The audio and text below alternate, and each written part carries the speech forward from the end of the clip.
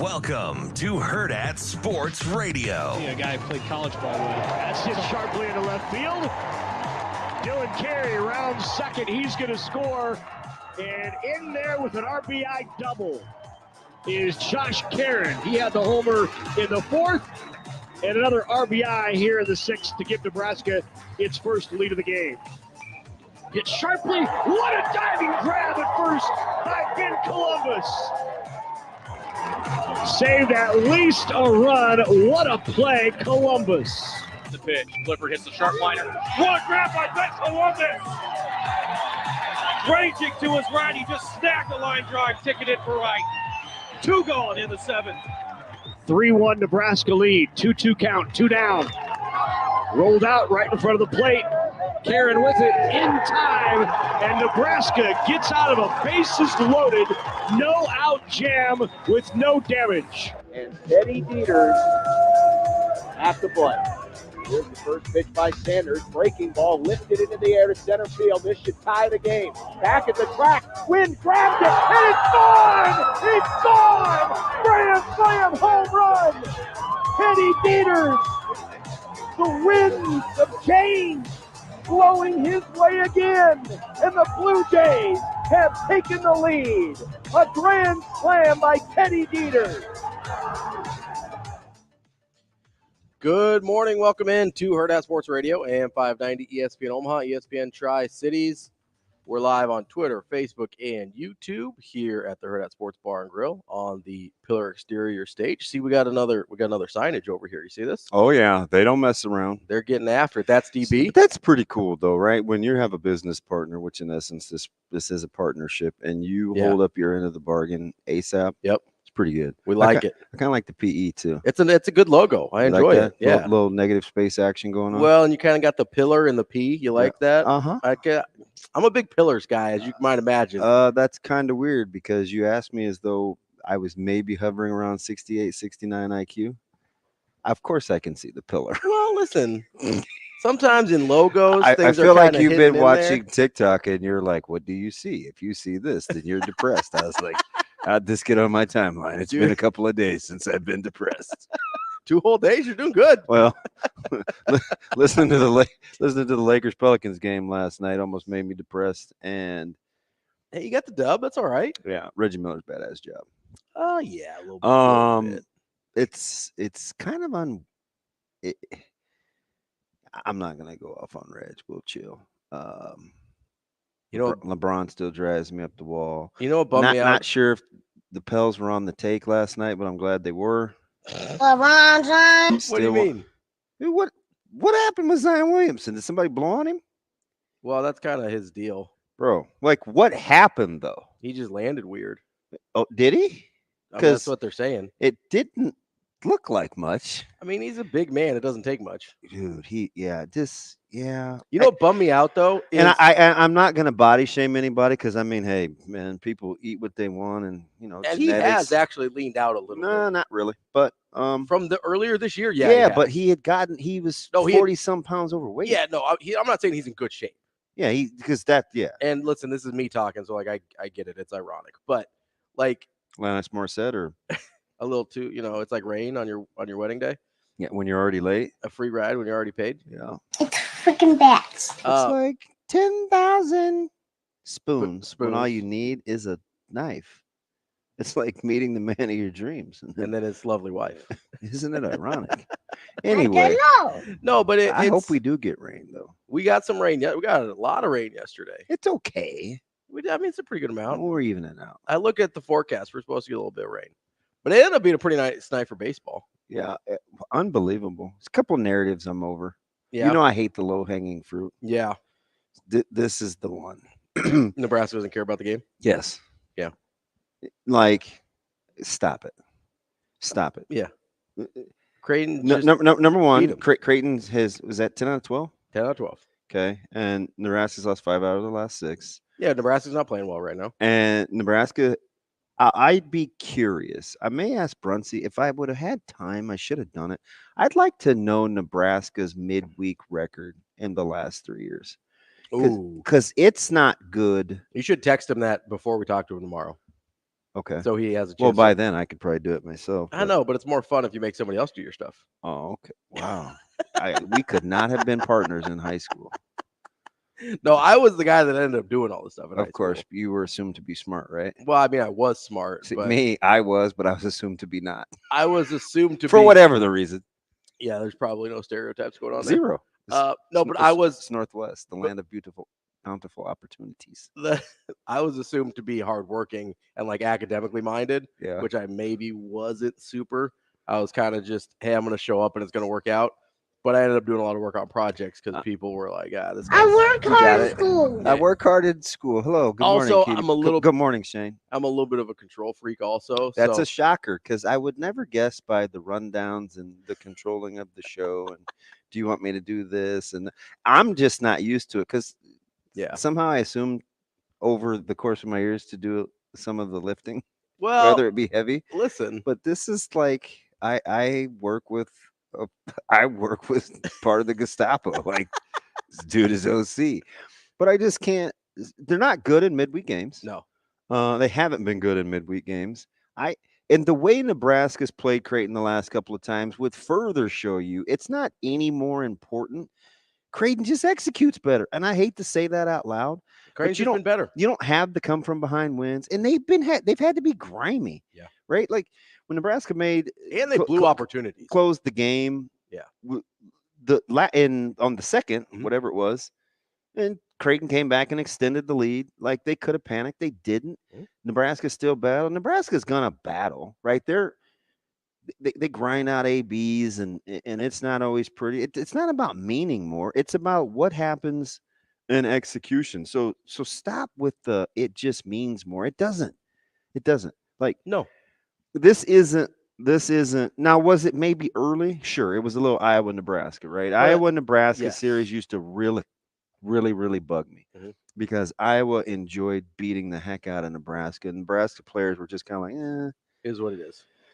Yeah, and around, B. Riley's like senior year, he's like, hey, man, this is starting to get a little ridiculous. And it wasn't even bad yet then. No. It's awful now. Yeah. It was just bad then. Yeah. Okay, maybe it was a little bit like that with Creighton, Nebraska baseball, but it's not anymore. Not anymore. No. I mean, Creighton just they just battle, man. It's well, and they're good, right? It's not like this isn't one of those. Yeah, that's the most important thing. This isn't one of those Ed Service teams that you kind of look and scratch your head and you're like, how do they ever score runs? I mean, you look at this lineup and whether it's Dieter going yard twice, maybe a little bit wind aided, or just the actual absolute bomb that Canales hit. That's what happens when you put the ball in play, though. Yeah, right. Yeah, you give yourself opportunity. And when you put the ball in play with good players, right? When you've got good hitters and they're able to barrel the ball up, then good things happen, right? Because listen, Nebraska in the ninth inning had a couple of opportunities where I thought that they were either going to tie the game up or make it interesting. And it's kind of been their bugaboo over the last month. Just couldn't get it. Yep. And listen, I thought it was an incredible call by our guy, Johnny the Bish, the winds of change call. Incredible. Yeah, I got to give it to him. And I like Bish anyway, so it's easy. Yeah. He touched it. But the winds of change blowing Creighton's way again, or something like that. I was like, that's pretty creative. Yeah, that's pretty good. But I was on my man LP's call because obviously watching it on television, and I'm a big L Punk guy, and I don't think at any point they thought that was going out. No. I mean, you could hear Bishop didn't either because he just goes very chill. He goes, oh, this might tie it up like it was sack. Yeah, sack, or maybe gets off the wall or something like that. And then he goes, oh, it's gone. Yeah. It just kind of gets the wind was a factor last time. I'm not going to pretend like it wasn't. Well, it's the Midwest, and it's okay. It's okay. It's okay. It's okay. Yeah, everybody's playing under the same conditions. It's not like it was better for one team than another. R.I.P. Nightbird. Nebraska's got some. So they got some bullpen issues they got to figure out. Yep. Kyle Perry. Did I text you that or did I say that? I texted to you, right? Yeah, you texted. Yeah, that's 2 out of 5 now. Yeah, you might have a Kyle Perry problem with late 9 squanders, and I get it because I'm a KP guy. And it started with watching him in hoops in middle school. Like his whole. Oh, so you go way back. Yeah, I remember when his whole crew went to Millard South, and And Coach Lucian, like that's kind of where the lore of Coach Lucian really started to grow. It's like, man, look at these guys develop, maximizing, and they were always good. Mhm. And I get it. Don't text me. I know that was independent of my man Tyrell transferring from North to Millard South, who was spectacular for them. So I'm a KP guy, but something the mojo, man. I don't know if he had the arm issues. He came back from There's injury. like a confidence deal there. Maybe I will say also because it's identical situations, right? Yeah. Coming in the ninth with a lead, and it getting away from you, and that's I think it's 2 out of 5, 2 out of 4, 2 out of 5. I will say 2 out of 4 that games. Shane, do you know? Are you Rolodex? Are you guys going?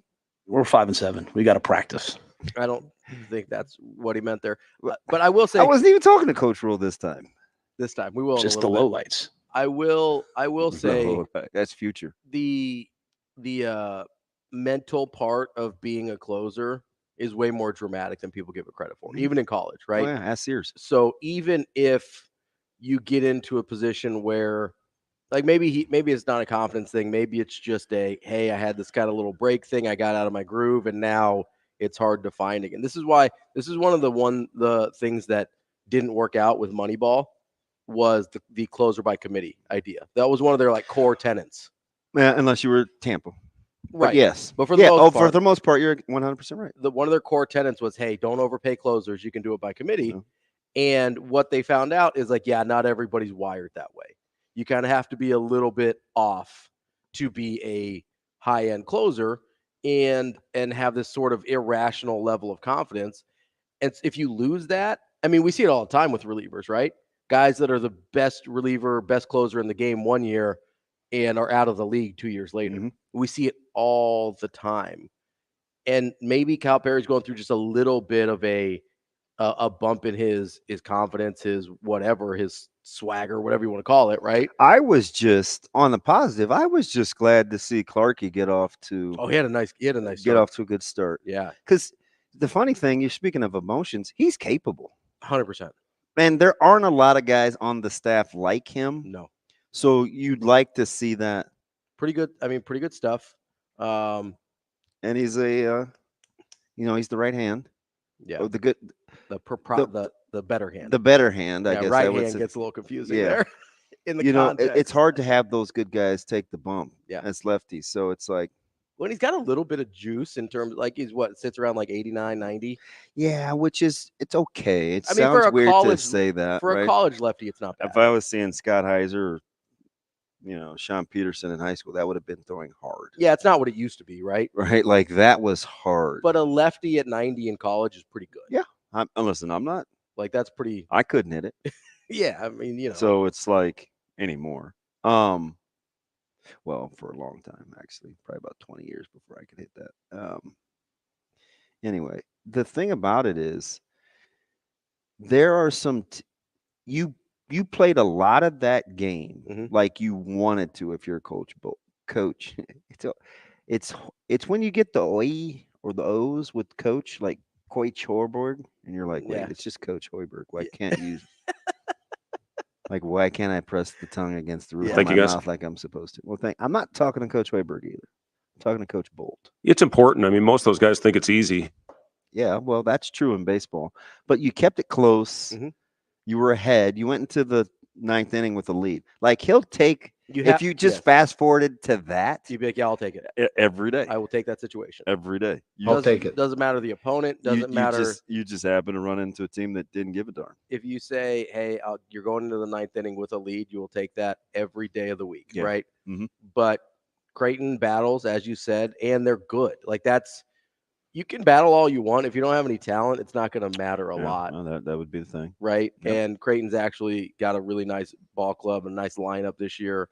And again, we talked about this before, just not a terribly traditional ed service team in the way it's constructed. Used the DH, paid dividends last night with Canales. Yeah, with Canales and hitting in Grace. That was not a wind-dated home run. That one was that one he got I think he got all of. That is Trey 3000 and Big Boy. That was like bombs wasn't bombs over Baghdad. It was bombs in baseball. Yeah. Bombs over Baghdad. Yeah, That's that fine. Was that was a shot. That one. Were you an Outcast guy, Shane? You've been an Outcast your whole life, but you probably spelled yours with a C. They spelled theirs with a K. Was more of an Andre 3000 than a Big Boy guy myself. Big Boy said nice little renovation. Yeah, no, he does. Most people in his industry, he's got something to say about just about what's everything. going on lately in the music industry. Just about everything. But this means. Yeah, I'm not.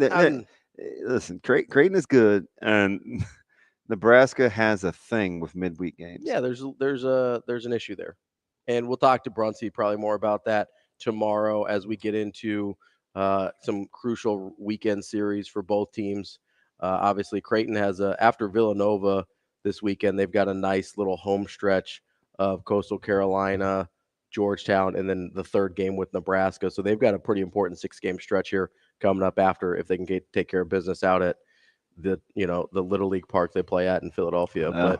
But tough situations too for Nebraska, right? You got the high leverage pitching situations and then plate appearances with pups at the plate. Like that was it's hard to weather both of those at the same time. Oh, you take a look at two decent pitches and then you try to go get one in the dirt. You're like, in my head, I was like, ooh, that is nerves. Yeah. You got to have a little bit more poise at the plate. Yeah, it's hard. Situationally, I mean, they were asking a lot of him. It's hard to do. So, yeah. It'll be a learning moment, but Nebraska got to get right because, your top 25 team, and I go back to, and I get it, Creighton had some hiccups over the weekends in the last 2 weeks since I said this. Mm-hmm.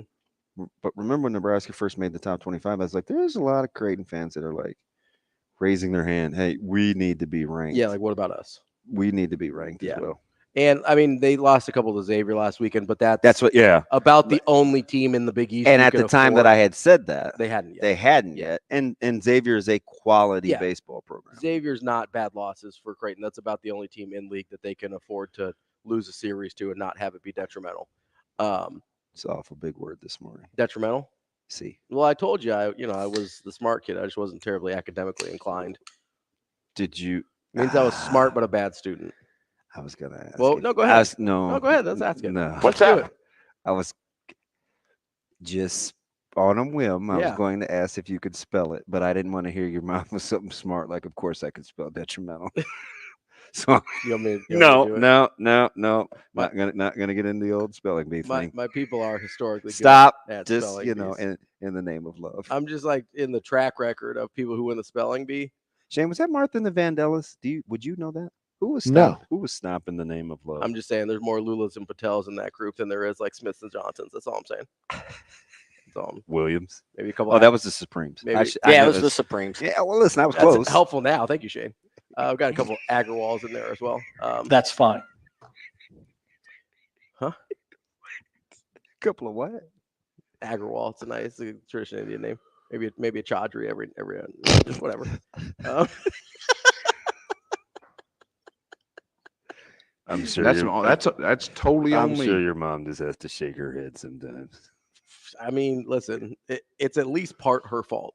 Yeah, well. I mean, like, you just got to take some responsibility here a little bit. Take the good, you take the bad. And with it, you get me. Shane, when's hockey this week? Is it Friday or Monday? It's on the 20th. No, I know when it starts. When's our guess? I was trying to set that up. The guy that we're going to get is from NHL.com, but we're waiting to – We're waiting to see when the Rangers will be practicing. I was just telling Ravi this earlier. Why didn't you tell me? Because you weren't here quite yet. Well, we're waiting to see when my daughter. Because he's going to be at the Rangers practice, but if he's available tomorrow, it'll be tomorrow. Okay. All right, we'll see what we can do there. Coming up on the show. You're supposed to ask me why I asked that. Hey, why'd you ask that? Because it was crunch time for a couple of teams in a couple of divisions in the league. Night. Yeah. Yeah. There were some gaudy lines in hockey. Yeah, I was locked in on the NBA -350s. last night. That's aggressive. 400s. Yeah. Well, it's just like the last week in the last day in the NBA. Yeah. There were like 5 double, like teens, like 13-point phase, 15-point phase. I'm like, what are we doing? We got some teams packing it in here. They just take them off the board. Call it. Yeah, I don't know what the advantage of having those in there is. Yeah, I don't know. I'm just I had a hard time last night. I mean, obviously the Warriors lost, but I didn't. I expected that. That wasn't surprising. Hey, so did you not think the Lakers were going to tank?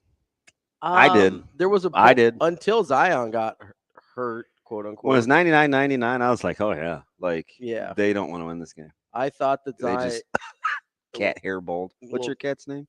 Potato. Yeah, I know something goofy like that. Lakers are out there acting like Potato had some stray hairs, man, just coughing them on up, man. He doesn't really have like fur balls. I don't know. He doesn't. That you know of. Yeah, I don't hear him like cough stuff up at least. Yeah. Or find him anywhere, which is good. Is he an indoor or outdoor? Indoor. My wife tried to make him an outdoor cat, and he ran away. And so I was like pretty mad at her. I was like, hey, we're not going to do that anymore. I don't know how you keep a cat enclosed. They can get to where they want to. They got Jackson Carpenter vertical. They got some agility. We've got, the privacy. And they can get they get running backs. They can get skinny through the hole. Yeah. Well, and we've got like the 6-foot privacy fence or whatever. They scale that thing like it's nothing. Yeah. They don't even care. Bouncy. It's bouncy, and they got the claws. They can climb. It's a whole thing. But yeah. So we had to go pick up our own cat from the Humane Society. It wasn't pretty.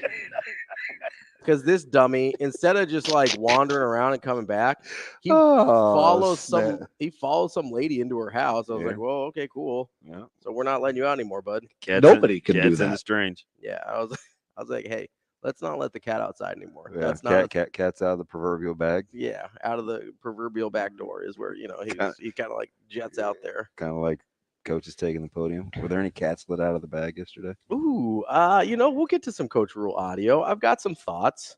I also, I do this thing where I just keep thinking about things that he said. Mm-hmm. I love listening. I've been listening to Coach Hurley, Danny Hurley, a lot. And so I'll bring up times I want him to take the podium and say, "Man, I've been listening to my man DB a lot."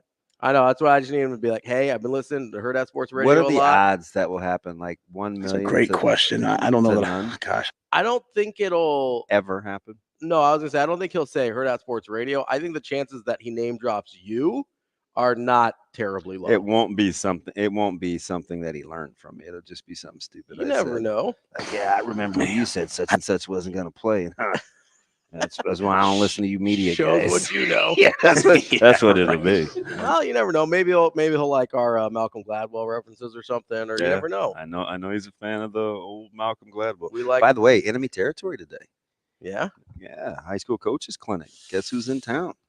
Kansas State. Oh, gotta be careful there. It's either 6 or 6:30. There's gonna be a little hostility after we just stole Hayes from them, or yeah, I'm probably not gonna bring that up. I'm just gonna try to learn some things. Why would I? I was just asking. You never know. What the world is wrong with you? Plenty. Hey man, how'd that Hayes thing go? What? Oh, did you guys want him? Oh, that's my bad. Mm-hmm. Coming up on the show, there'd be about another 120 coaches that would like to have the clinic still happen. We've got Brian Christopherson at 8 o'clock from Husker 24/7. Kevin Sjuts from 1011 News in Lincoln at 8:30, and then our guy Kevin Kugler at 9. Coming up next, we'll hop into a little bit of that Rule audio we reference and plenty more here on Hurrdat Sports Radio.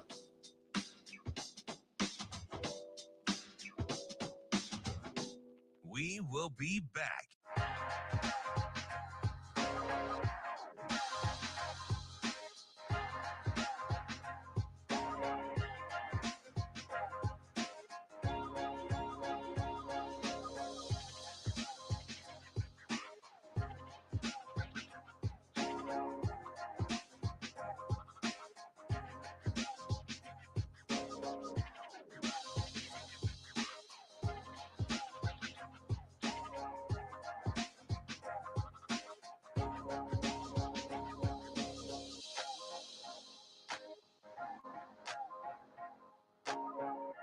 we're 5.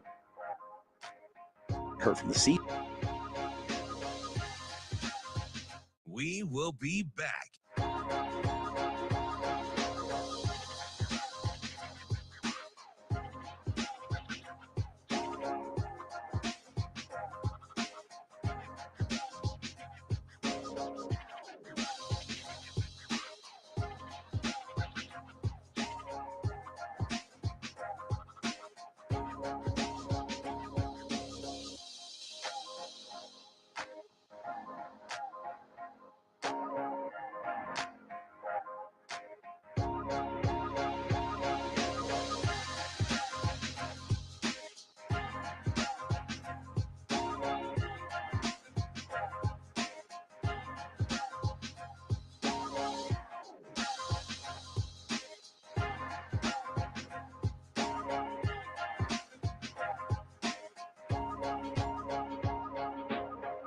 We will be back.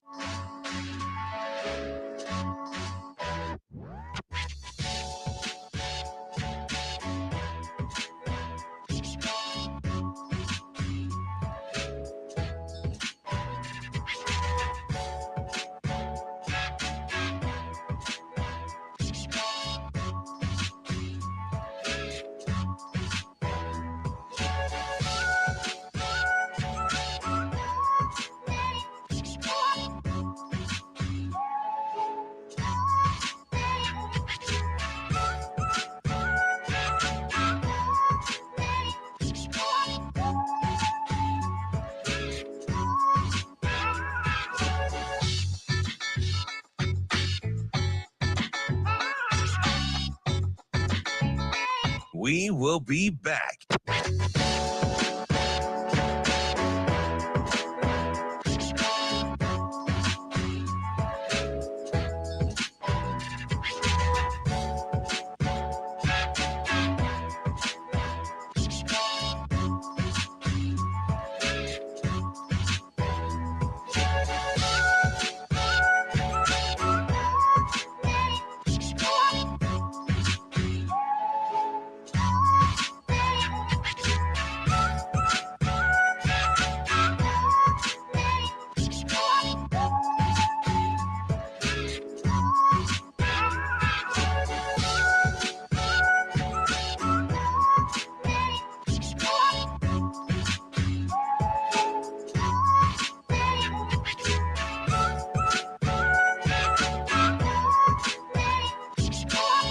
We will be back.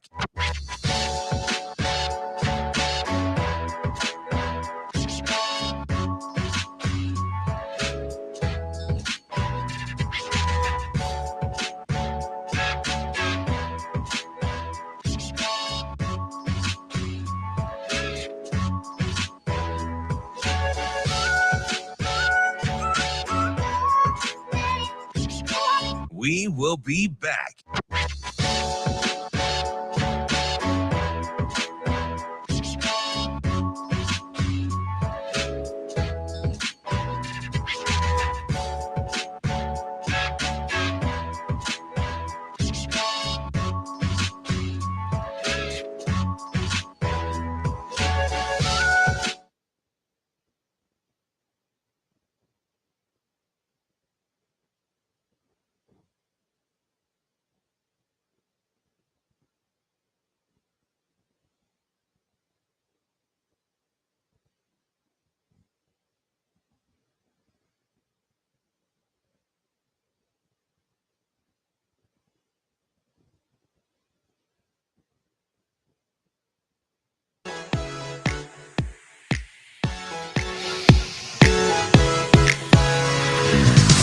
You're listening to Hurrdat Sports Radio.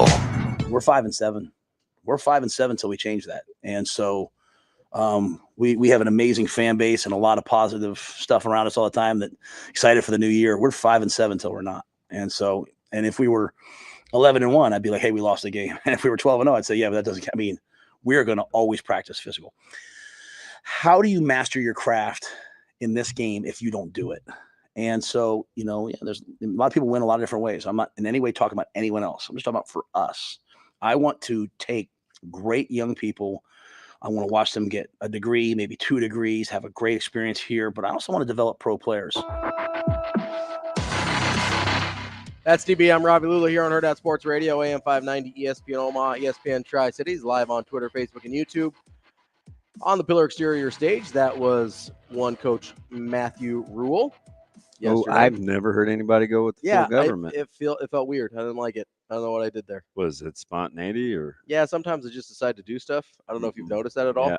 Yeah. Typically, I recommend against it, and this would be another one of those cases. You know, it's funny because in the open, you accuse me of being like OCD or whatever, and control freak. But I do, you know, I write out the show and whatever, and we never follow it. Yeah, the amount of stuff that I actually, it's just there as like a security blanket. That's all. And I don't mind. But the funny thing is, and you said it to me again yesterday. Like it's after the show, and you're like, yeah, we got a lot of stuff to get to this week because we didn't get to anything I wanted to get to today. And I was like, Dude, that was a fantastic show. What are we talking about? No, that's how I know it's a good show, is if we don't get to about 80% of the rundown.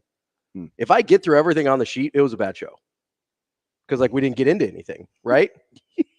It's a challenge. Like, that's the truth. All right. So this is the first time in my this is the first stretch in, like, my radio career that is even a thing. Because if anybody thought there was any regiment to what I've done in the past, there wasn't. Yeah. Just knew a couple big ideas. I don't even know why, but it's technical, right? That's what I used to think, Shane. What he said. I don't even know why, but it's technical, right? It kind of reminds me, not to go back to the Dan Hurley offense or anything like that. But if people thought the way the show actually went is how I scripted it to go, they think it was the most elaborate thing in the world. So, do you think Jacob's mad at me? Was I mean? I didn't think you were mean. Okay. Because you guys go back and forth, but I've never really disagreed with Jacob before. Yeah. But he did. When he went to the bargain for Grayson Allen. No, that was preposterous. Yeah. I kind of let that ride at first. It was so I guess I don't understand the original point. Well, wait a minute. You just said what my original point was. And I felt bad but I have a tendency to do this. When I feel like people are moving off of what you get mad at me for moving the goalposts all the time. Yeah. I see. Yeah. Coming from a guy that's failed a ton, sometimes you just got to eat it. Yeah. Right. So what I have a tendency to do is just grab what you said or what I said and just start there. Don't make up anything else. Yeah. Just read. And here's my thing. I will eat it, but I will take every No. Hold on. No. I will take every opportunity and do everything I can not to eat it before I have to. You're still debating generational talent. You haven't eaten a thing. That's because he is a generational talent. He's just not generationally productive. And Bo Jackson's still overrated, so I don't know what to tell you. You in a good mood or what? Let's get to some Coach Rule.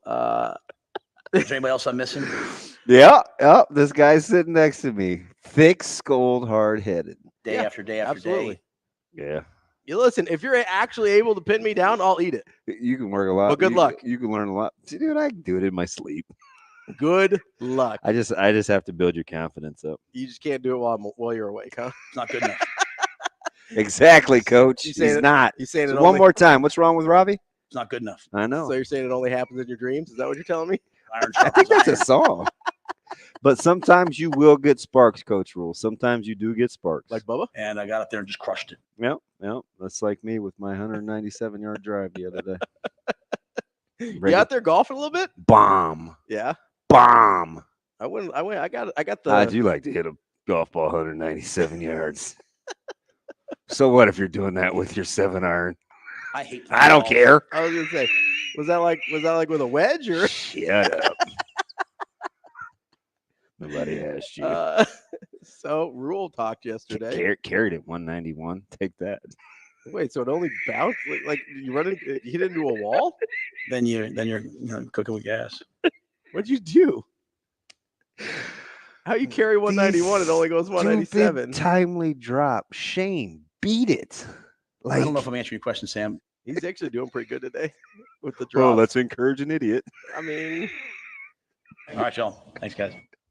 Not saying I'm a huge fan, but like if you're on point, you kind of ride the hot streak, Yeah, all right. Like getting how many carries in a row as a running back? It's like getting hot. It's like a little bit of a Jonathan Kuminga thing. Like he's gonna take a lot of shots, and he may or may not make some, but he couldn't even dribble last night. Man, the one-on-one pity pat is so annoying to watch. I hate it. I'm like, what are we doing? I hate it. So I'm glad that I brought this up because the way that, and I've complained about this for years, and I'm shocked. I'm somebody that gets over things very quickly and very easily, and I don't dwell on them at all. 100%. Just the lowlights. But the way that there's a little bit of self-awareness there. The way that the front office of Golden State the way they were we were talking about being greedy the other day, right? Maybe it was yesterday. I have no idea what day it is. It's Wednesday, I think. But we were talking about being greedy and not how teams can't just take. We were talking about driving, like in the passing game, right? Teams can't just take. They refuse to just take what the defense is willing to give them. They cannot do it because people just get greedy. Okay? You've got an actual generational talent in Steph Curry. You've got a team that you know you can win championships with. And instead of being like, hey, let's squeeze every bit of goodness we can get out of this core group, they're like, what if we built another core group simultaneously? You know what that is?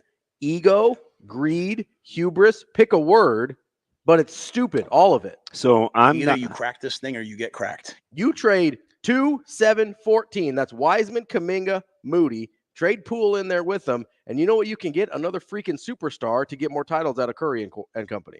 So you know what?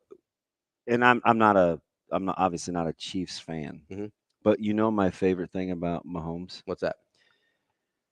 He did exactly what you said this year with this Chiefs offense early. I think he's top 3 or 4 in pass completions under 5 yards. Yes, he did a really good job of that. And I'm sure it drove him crazy. Yes. And he's a playmaker. And he, of course, as the season evolved, got more vertical in the passing game a little. But he had to bring his guys to be able to do that. But it was that. so, like, they look like this West Coast version of they look like the 2022, 2023 version of Joe Montana and the Niners a little bit. Dinkin and Duncan. And I'm like, you know what? I'm sure this is driving him up the wall. And people will talk about drops and how they need wide receivers. And they just kept stacking W's. I'm like, he brought them along. I'm like, you know what? Sometimes you just have to do what you have to do to go along to get along. Just get through it. And he's the no, he's not the GOAT. He's the GOAT currently. The current GOAT. And he was able to do that. But it's very, very hard to do. Because I just think sometimes, and I know these people, I've worked with these people, I've seen these people. They just have to show you how smart they are. Like, why do we make it so complicated?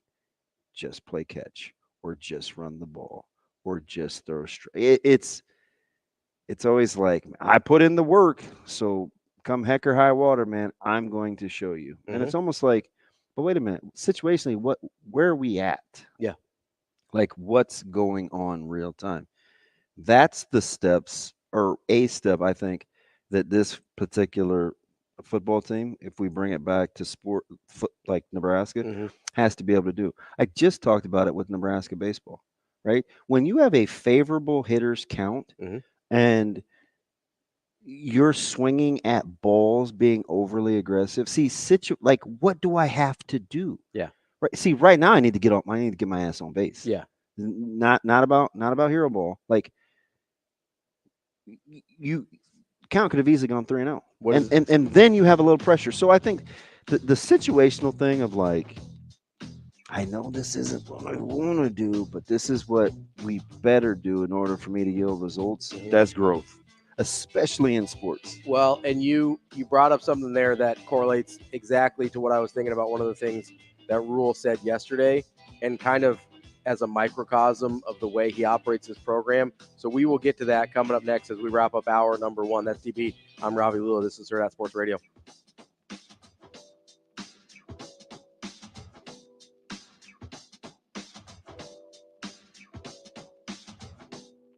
We will be back.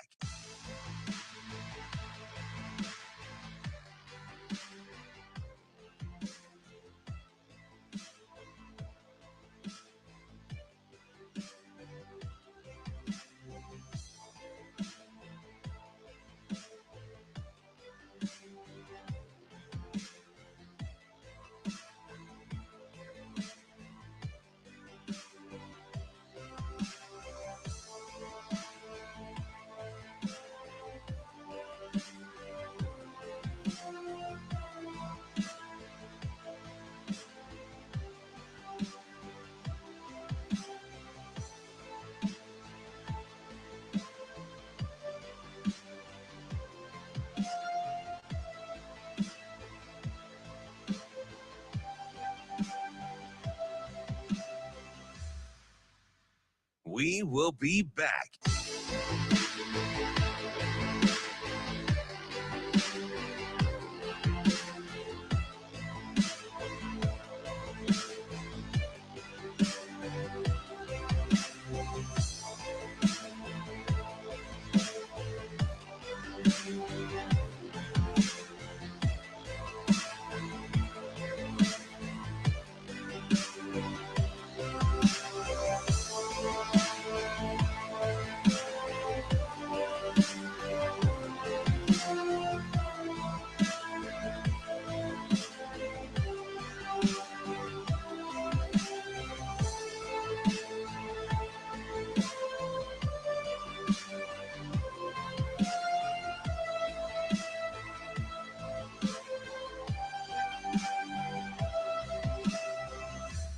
We will be back.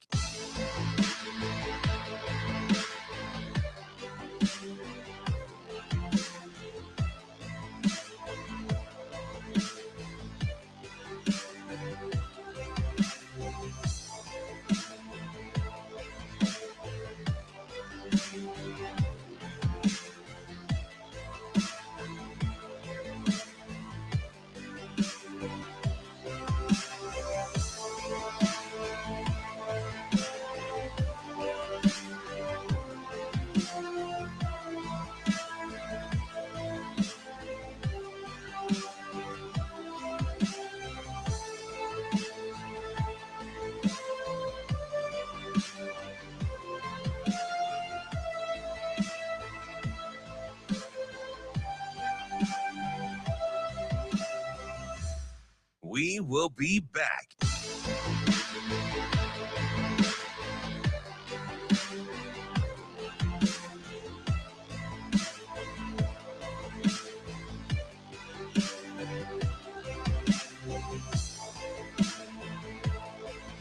Hurrdat Sports Radio.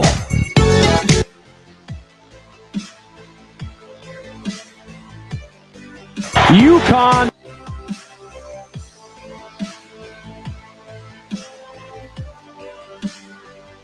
Radio. UConn by 50.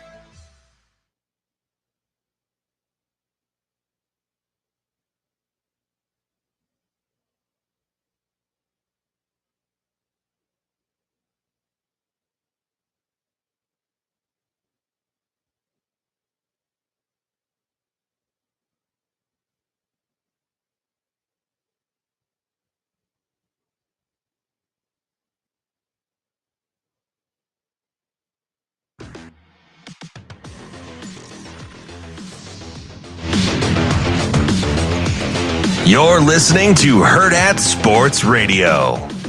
I think older players, especially new older players, I think the only thing they can really they really mentor in is just in terms of like handling the pressure, handling the workload, and then the off the field stuff. I think in terms of beating press and all that, I think it's got to be Garrett. Now Alex, because he's been here, and then once you've kind of taught it, then your older players start. But they're so new to the program, just learning how we do things, learning how we teach things, and again, because we're not seeing a ton of it, I've had to manufacture some of it today, but.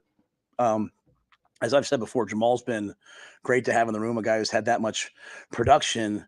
I think the biggest lesson that Jamal shows the guys is I've had a ton of production, yet I come into work every day and, grind. He works his tail off. And so I think that's a really important lesson, that as you have success, you don't arrive. As you have success, you continue to work to have more success. And that's what I see from Jamal.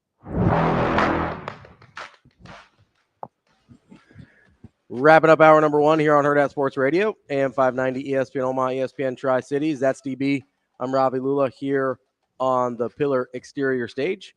You can find us on Twitter, Facebook, and YouTube. You were bringing something up. I don't know that it was directly related, but it kind of got my mind going a little bit. You were talking about what's needed for me in this situation, and talking about, the Nebraska baseball game last night and being situationally aware and kind of breaking things down into smaller parts to understand, this might be a good decision here, but it's not a good decision in this other situation. And it got me to thinking about an answer that Rule gave yesterday specifically, but it's something that I've noticed he does a lot. And that's really dissects things in a way that I'm not I'm not saying other coaches don't do it, but other coaches that we've at least seen here haven't talked about it in the same way. And the answer that he gave yesterday that I was talking about was he kind of broke down the offseason a little bit, where he goes, hey, you have to be great in the winter to give yourself a chance in the spring. And then you have to be great in the spring to give yourself a chance in the summer. And then you have to be great in the summer to give yourself a chance in fall camp, right? And then that's when you actually get a chance to see who the best players are and who's keeping the standard and that type of thing. And it kind of just struck me because usually we talk about the off season just as a whole thing, right? Oh, we got to get better in the off season. Sometimes we'll break it down into early enrollees and then summer enrollees, but that's about it, right? But this man, and you've seen him do it with other things, right? Where he goes, hey, it starts here. It starts in this one little spot. We don't get to do anything. You know, you heard him talk about last year. We have to earn the right to go play Minnesota. We have to earn the right to go do this and that. We have to earn the right to go to practice tomorrow. His ability, and you even heard it with the Jamal Banks answer and the wide receivers answer when somebody asked about press coverage, and he goes into like 18 different things to do with coaching wide receivers. And he's like, but you're going to have to ask Garrett about that because I'm not a wide receivers coach or whatever he said, right?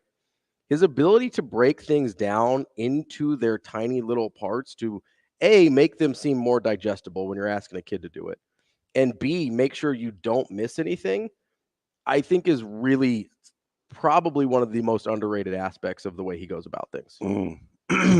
So there's a couple things. Number one, just listening to that, I feel like there are those components in my personality that if you don't like me, probably drive you crazy, right? I'm a how'd we get here guy. Break it down. Let's get here. Let's talk about it. That way we can keep it from happening again. And it's a little deeper than topical stuff. Like if you're not built for that, it's like, oh man, here this dude goes again, right? Yeah, it's tough to deal with if you're not wired that way. It is. Yeah. But it's the main reason why I'm drawn to what he's doing, because he's in what I would call when you think like that, you're in the solutions business. You don't just sit around and bitch and moan about what the problems are. It's okay, let's take some self-inventory here. And when you do that and you get people to buy into that, that's how you can get change. When what you just described so eloquently, don't ask me to spell it. There's a Q in there. Quently, something like that. You're not even Indian. That's pretty good. I'm better at math than I am spelling, but don't tell my man Jamie. That's what I asked Schaefer yesterday.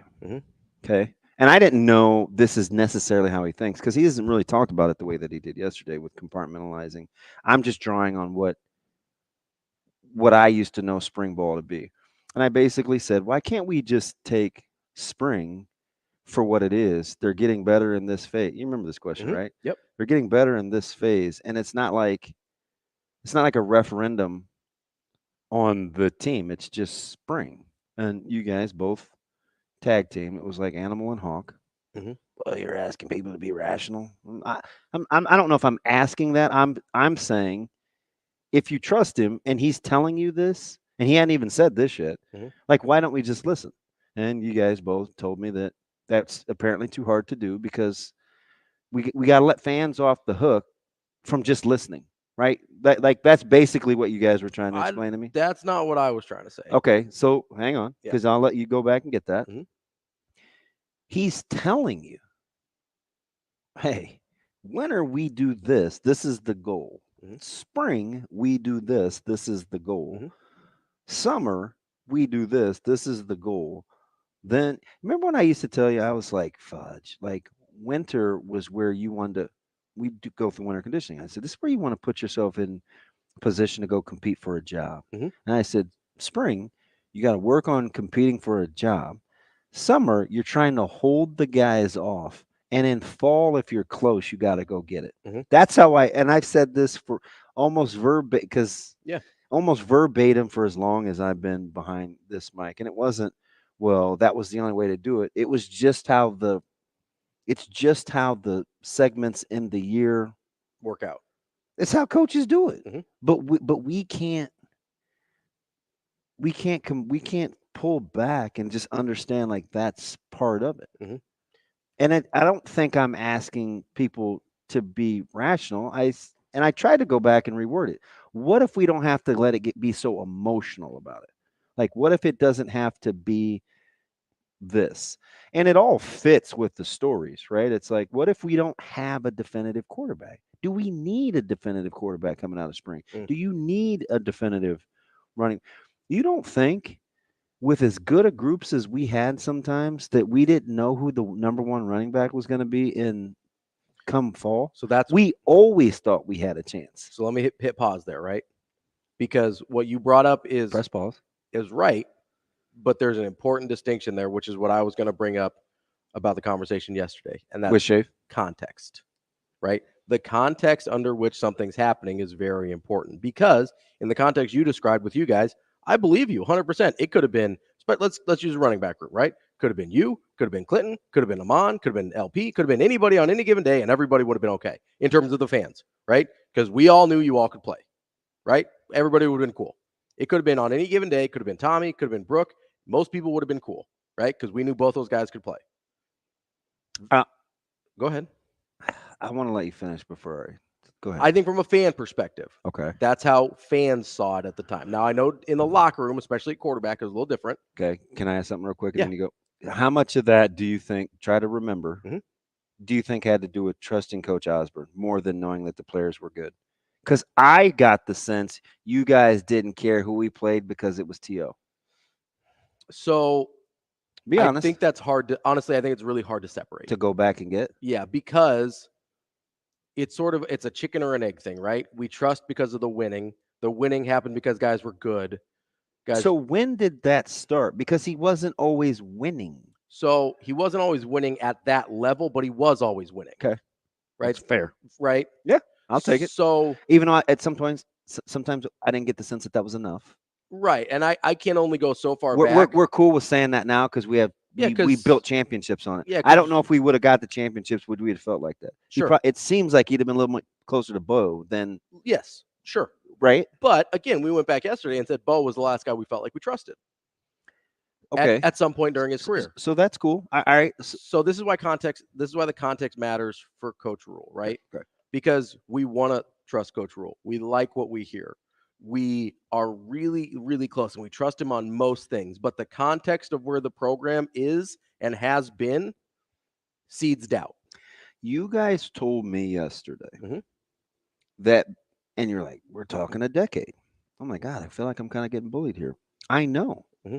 But why do we have to go back? Like, why can't we stay right where we are and say, if I trust this guy, then I trust this guy? Sure. Because he actually has a track record of doing this, for moving things forward. So this is where it gets a little tricky, right? Because I don't want to let fans off the hook. I agree that we don't have a reason not to trust Rule, right? And not yet. And he's given us lots of reasons to trust him. He told you that stuff wasn't on him. Right, and I get that. But you can say something's not on you. That doesn't erase it from the fans' experiences. Okay. And that doesn't mean the fans don't need to be a little bit better. And, like I used this example the other day, right? I don't know if getting better is the term. It's just recalibrating or just taking a different vantage point. But in order to take a different vantage point, a lot of times you have to do a little self-improvement, right? Like I used this example the other day when we were sort of talking about something similar where let's say you get out of a bad relationship and then you get into a really good relationship. Sometimes there's some things that carried over that happened in your previous relationship that make certain things either hard to believe or harder to work through in your new relationship. You know what helps with that? Going to therapy, taking self-inventory, getting a little bit better, right? That's where Nebraska fans are right now with coaches and the program in general. Still love it. We're excited about the new relationship.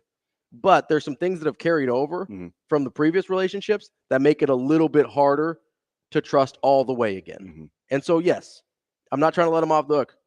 Just like I wouldn't let a person off the hook. Like go to therapy, do the work. You know, and I'm with you. Like on the surface, I get it. But it's like I would say in any conflict resolution, the more mature person's got to go first. Sure. Right? Like, so sometimes you have to say, hey, I know I was wrong. So in this situation, who's that? Who's the more mature person? That would be Coach Rule. Agreed. So he is going first. He's going first. But we got to see a little bit to follow. All right. Right? Is that fair? It might not be right, but is it my fair? opinion on whether you think that that's fair or not is inconsequential. It's just not how I would handle it. I get that's not how you operate. Doesn't make it not fair, though. I think that's how a lot of fans operate. I'm with you. Brian Christopherson, Husker 24/7, coming up next.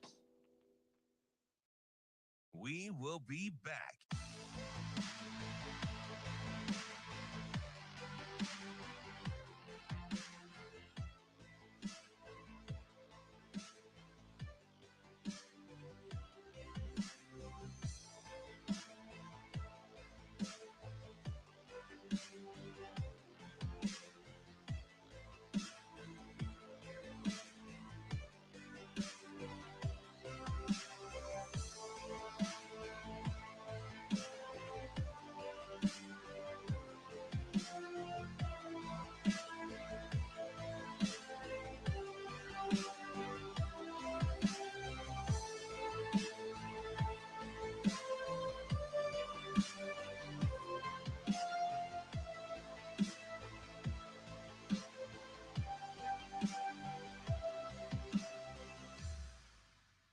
We will be back.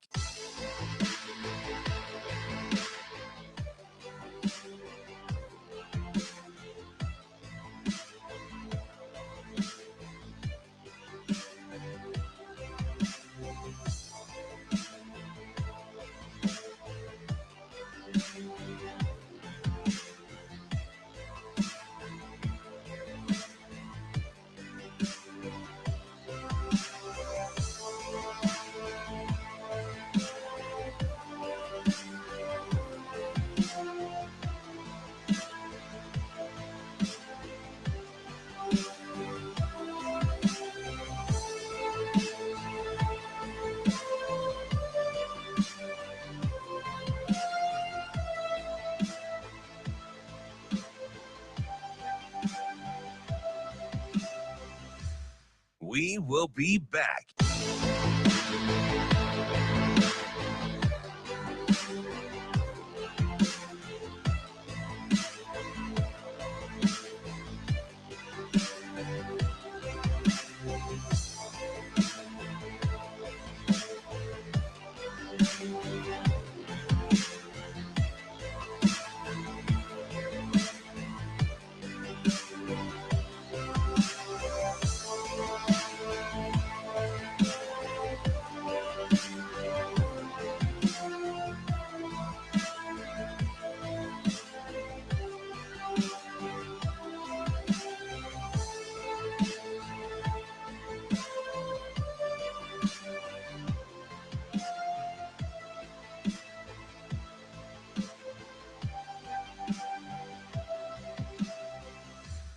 We will be back.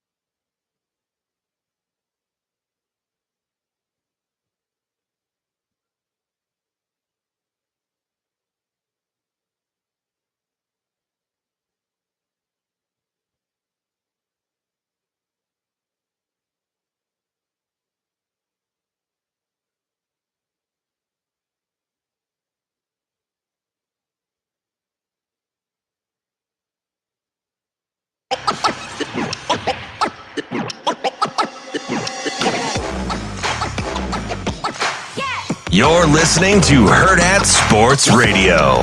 Here is Husker 24/7 senior writer, Brian Christopherson. Yeah, it'll be a little bit of a circus act. Brian Christopherson. Well, I mean, that's pretty interesting. Brian Christopherson. I kind of enjoy that. Here is Brian Christopherson. You know, you try to have a great winter just to give you a chance in the spring. And then in the spring, you compete, you try to have a great spring just to give you a chance heading into the summer. Then you try to have a great summer just to give you a chance heading into fall camp. But at the end of the day, the best players will play, right? Now, we can't have anybody out there that won't do the standard, right? Won't do the things that we ask of them. But this team's great about that. They do everything we ask. Kicking off hour number 2 here on Hurrdat Sports Radio. AM 590 ESPN Omaha, ESPN Tri-Cities. That's DB. I'm Ravi Lulla here on the Pillar Exterior stage. We are joined now on the Hurrdat hotline by Brian Christopherson, Husker 24/7. BC, what's going on? Not too bad, you guys. How are you? Hi, B. How we doing? We hanging in there? Yeah. I played golf for the first time like a couple days ago, so that got my my competitive juices going a little bit this spring. So I'm feeling great. Were you a strong 197 driver too, or how'd we get? How'd we do? It probably about, yeah, it was about there. I was going toe to toe with my 70-some-year-old dad. We were about even, so that shows you where my game's at. That's pretty cool. You guys do that all the time. A couple, over the years, man. That's a Christopherson thing too. Did you drag your brother along?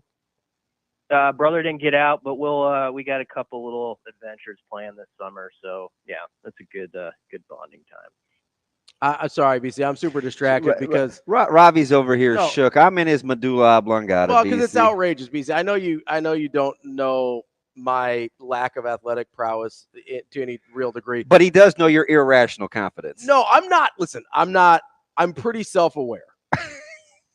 Okay. The things that I think I'm good at, But outside, I'm not going outside my. This dude is mad. I'm not going outside my comfort zone. BC, Damon's out here saying that it's more likely that Connor Happer can land a plane, successfully land a plane, like everybody survives, and the plane also survives. No, we're building in context. I'll let you go. Go ahead.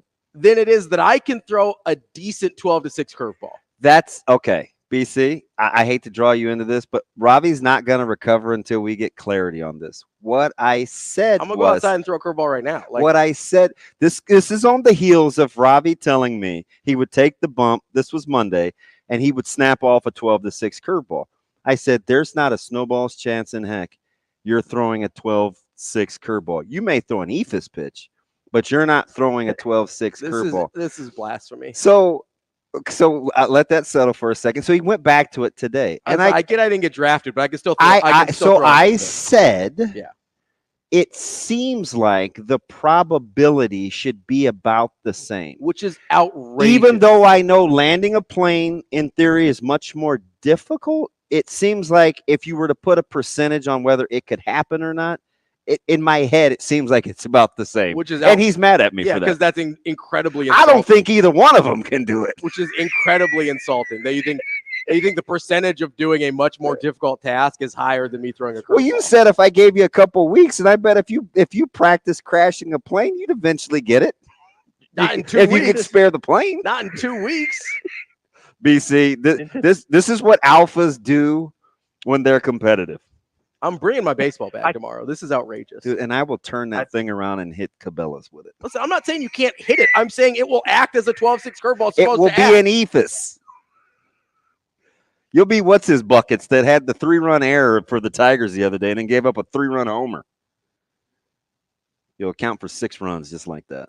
All right. 4, 6, I thought this all started with me talking about golfing with my father. Well, so do you know what happened? He was making fun of me because I said I could go 197 off the tee. You were making fun of yourself, and you internalized that. Okay, maybe that's what happened. I didn't say a word about your drive. He looked at me like, dude, you just said it was like 197. The only thing I made fun of is you go, it carried 191 and then it landed 197. I was like, did it hit a wall? Like if it carries 191, that thing should go 220. That's all I said. I hate Ravi, BC. Back to the show. I hope you guys got a curtain you can like pull between you sometimes. Yeah. I'm getting ready to turn my back to him here in a sec. Do you know a good couples therapist, BC? I'm just listening, jotting down notes, and it's educational, and we'll get somewhere with this. I promise you. Well, all right, so listen, since everything said is kind of referendum on spring, we might as well stay with all hyperbole and say that one of Coach Rule's better press conferences of the spring. I mean, we rank every day, don't we? Every time he takes the podium. Yesterday seemed pretty deep, pretty philosophical. Yeah, it was good. He's good up there almost every time. I think it's one of those things you appreciate as a writer, that when the head coach walks in, he's whatever the question is, he's usually going to turn it and have something for you that's either quote worthy or it's kind of interesting, or it's a sound clip that even gets picked up elsewhere across the college football landscape. That's new to the guys I've covered in that position. So every time I go over there, I never take that for granted, because this isn't a knock on previous guys, but I've had head coaches where you ask something and it's 5 words back, so I always like when it's the other side of the coin on that. It kind of, BC, it feels like, and maybe I'm reading too much into it because we like him right now or whatever, right? I don't know. Situational. Did you catch his right now, BC? Well, it all could change. It can, right? Yeah. If they start 0-2 again, I'm guessing people will feel differently. I don't think that's inaccurate, right? But it seems like there is a certain level of, and I know part of it's just he's just a good orator and things like that, but I think there's a certain level of confidence in who he is and what he's doing in terms of his process that he's not afraid to talk before the results come. Does that kind of make sense? Yeah. Yep. He's been there. He's had success doing it with a certain method. And so I think right now people are inclined when he speaks to look at his track record and say, I like how it sounds. And I also have some data on the paper that suggests that this is going to keep climbing over the next couple of years. And so, yes, we're in that season of optimism where whatever gets said, you kind of want to turn it in the most positive light. I did like, though, that he separated, the seasons up. Like you had the quote, you got to do well in the winter to give yourself a chance in the spring, and then the spring, the summer, and so on. I actually would nod my head to that, because sometimes everything you write in the spring or put out there gets accused of sort of being just like overly optimistic, and it's like, here, drink this Kool-Aid, fans, dive into this. I've always tried to tell people, whatever is written in the spring is a spring story to me. It's like, this is a person or whatever that's rising within camp and is possibly making noise on the depth chart. Now, whether that means this person we're writing about or this topic is going to translate well against Wisconsin on a cold day in November, I can't say. But you can separate those categories and not think that everything, if a guy's positive in April when he gives a quote, that it's some, dramatic statement about how it's going to be way better on October 8th or whatever. And so I don't know if those 2 points connect with what Rule was saying, but that's how I feel. It's like, you got to just separate all these in the stations and realize you're right now we're in the spring part. So, you're just trying to see like who's rising up the depth chart, who's doing what's maybe improving somewhat. And then it's hard to translate what that's going to mean in the fall, but that they're giving themselves a shot with some of the stuff that seems to be on the climb. You talk about putting things out there and, being transparent. Like, it's always like he's a couple of steps ahead. BC, give me your thoughts when you listen to the Shane Play Rule clip 4 on the transfer portal. Yeah, I think if anybody on our team wants to go in the portal, it's open today. That's their right. Obviously no one has yet. I don't anticipate anybody going in. When we get done with spring, we'll have a couple days to see if something's best for them. Our guys are really transparent. We've had players on our team already have people from other teams contact them, come in, walk in, say, Coach, look at this, show us a text message, show us this. It's a sad state of college football when, but the problem's not the players. Let me start there. The problem's not the players. So I love our guys. I want everyone to be here, but I also want them, we had guys transfer to other places last year. I've talked to their coaches. I've talked to them, how they doing. And And once you played for me, you played for me for life. So, yeah, I mean, maybe it's a unique challenge in terms of some guys like, but we're pretty transparent with our guys. Like if they want to come talk to us, we're here to talk to them. I ask the coaches after scrimmages to meet with guys one-on-one. I'm always available. So. BC, thoughts? Well, I mean, I just think it's someone who trusts the setup they have. It's just like, here's an open door. There's a transparent process where we feel the communication is always open to the players to if they have something to get off their chest, we're there to hear it. And when you feel like you have that open to the other side, or you're in it together, you sleep probably a little bit better at night during periods like this transfer portal cycle, because you feel like you do have a transparent relationship or a good feeling about how maybe the other side feels more than some other programs. And I believe that they believe that they've got that sort of relationship with their players starting to go. And, if there's 4 or 5 guys who, in a couple of weeks decide, you know what, I do need to explore something that maybe helps me individually a little bit better. I think it's the proper practice now as the head coach to not let that ruffle your feathers too much and just know that's part of it. We've got a lot of guys who are really seeing that they're getting better within what we're doing. They're trusting in the relationships we're building with them. And we're going to lean into that and put our attention there instead of focusing on what could happen with this guy over here or that guy over there. Until there's a problem, why make it a problem? Like with the portal, like why speculate about this guy or that guy? Just keep working on your relationships and your craft over there. And if someone decides that they have a better opportunity, you wish them well and you move on. That's college football now. I really am appreciative of the fact, all around the country, like in our 24/7 sports network, it was like a national holiday yesterday a little bit at some of these places. Like, okay, the portal's open, who's going, who's coming. You're making all these lists and stuff like that. That's good for web traffic. So I guess we would take that. But honestly, that's not a thing here. It just isn't. It's not. We're in a different space than a lot of places across the country, and I hope people kind of understand that and appreciate that we're not talking about the portal near as much as everybody else in most area codes. So it is different here right now. BC, like, what do you think happens first? Is it the coaches getting a chance to know the players where you feel good enough to talk about the things publicly, like they know their audience, or you whittle it down to the players that are the most secure, that are able to handle and have the conversations when he just puts things out there like that?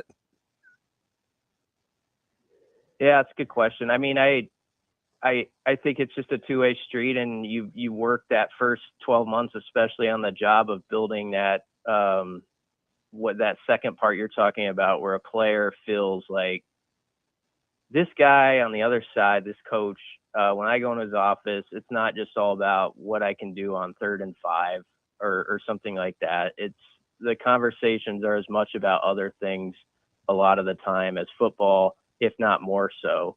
And I think if you truly have that care about people and you build up that connection, then when you get to the football conversations, or like a player who's like, I do got to maybe explore something.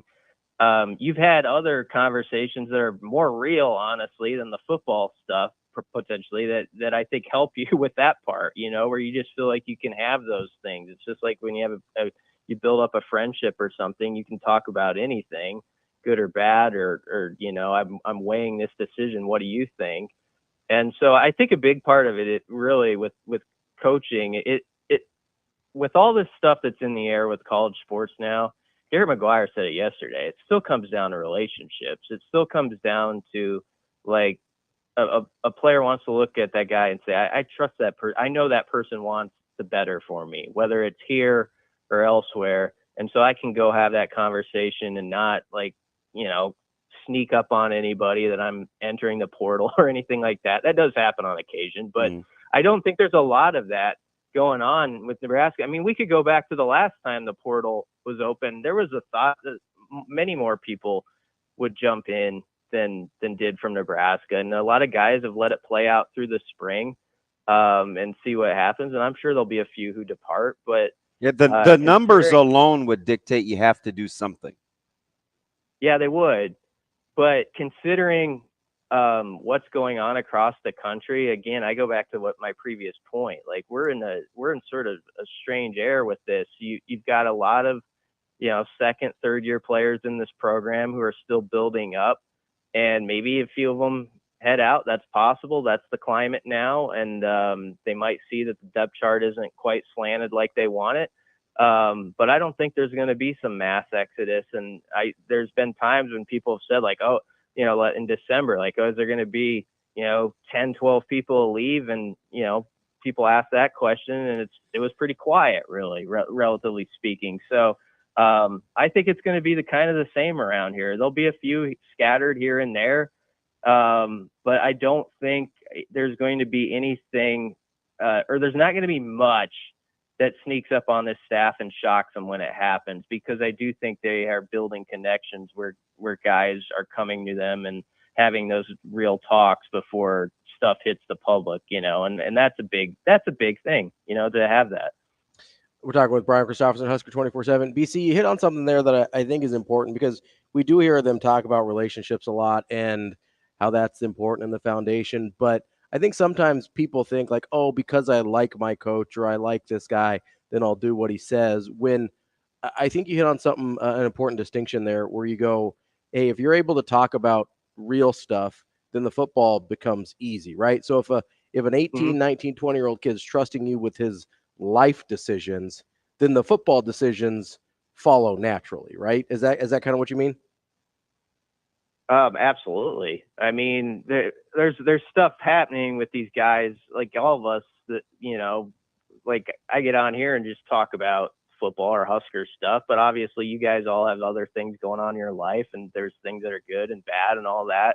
And if, you have those people that you can have those conversations with, yeah, when you get to the other stuff, you're going to feel like there's a trust there, and that's going to be an easy conversation compared to some of this stuff. Like I know Terrence Knighton was up there a week or two ago.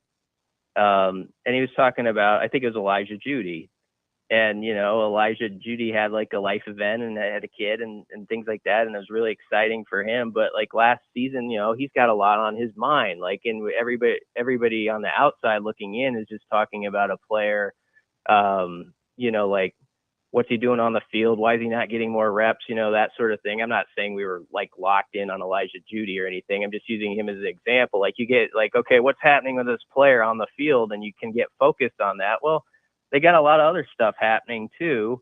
And these coaches are in on it. And if you have that sort of connection where you've been there with that person going through life events and things that we don't even know about, some of these conversations shouldn't even be that hard after that, like you're just getting to the football part. So that's what I'm trying to say is like, I feel like if the player feels like you're that coach who's all about the stuff that really matters in life with them and wanting their betterment as a person, with their school, with their life outside of the field, the on-field discussions then I think kind of pale in comparison. And so I think that's what they've tried to build, and there's really a genuine effort to have that with players, and it helps them in situations like this. And the coaching staffs who do have those connections are going to thrive the most still in this era, where people are coming and going, because they're going to have players that are candid with them, and so we'll see how that plays for Nebraska, but I think they feel like they're in a good spot with it. Do you find it fascinating that, he can continually bring up, the fact that they didn't win or they were 5-7, and he's very good at weaving it into their progress, where it doesn't stay in the player's frontal lobe. They use it as like a building block, right? It further shows, because I don't know, like if I was a fumbler or something like that, and you always talk to me about, hey, if you don't fumble, you have to know your players to a certain point where you can reference something and it's just the truth, not an indictment or a life sentence. You know what I mean? Like you can move on from it, but let's say the quiet part out loud. Yeah, and I think it's useful. Like, let's go to the defense, for example. A lot of people have patted them on the back for fair reason for last year. What they did, I think, under a first-year coordinator is pretty amazing, to be top 10 in some of those stats. But you hear Tony White get up and talk, and he can just as much speak on that, but then in the other sentence say, yeah, but there was this over here, there's that over there, third down, getting more takeaways, only had 13 of them on defense last year. That isn't going to fly. And I think it comes from a place where players, they're like, yeah, that's not going to work, obviously, because the record was what it was. So I think that's important. Like on the defensive side, for example, as good as they were, you could bring up like the last drive against Iowa where the kid gets loose for a 25-yard run, or Maryland's last possession. There's all this stuff where these players, that's stuck in their craw too. Some of those games. They're a competitive bunch of guys who have been here, some of them 4, 5, 6 years in the program. They didn't come back to go through another 5 and 7, like Ben Hart, Ty Robinson, Giff. Those guys left things on the table, as Gifford would say. And so I think the coaches are just speaking right into their language with a lot of the veterans. And then that filters down to the newer guys. And, hopefully then you get sort of a cycle going there where it spins around year after year like that. It takes such singular focus and leadership because, I'll be honest, there are a lot of guys that were sick of seeing minute 16 on the clock, right, in the summer during workouts when you knew you lost in a bowl game. But then it was like you could remember a guy like Ed Stewart saying, if you don't want to feel like this again, then we need to make sure we do everything in our control. So there's like this moment where, okay, but your team has to be built, or at least the culture has to be strong enough to sustain that without looking over your shoulder, right? It's because you're trying to move forward. I think that's the beautiful thing if you can get something like that to work out, because he constantly says we were 5 and 7 last year.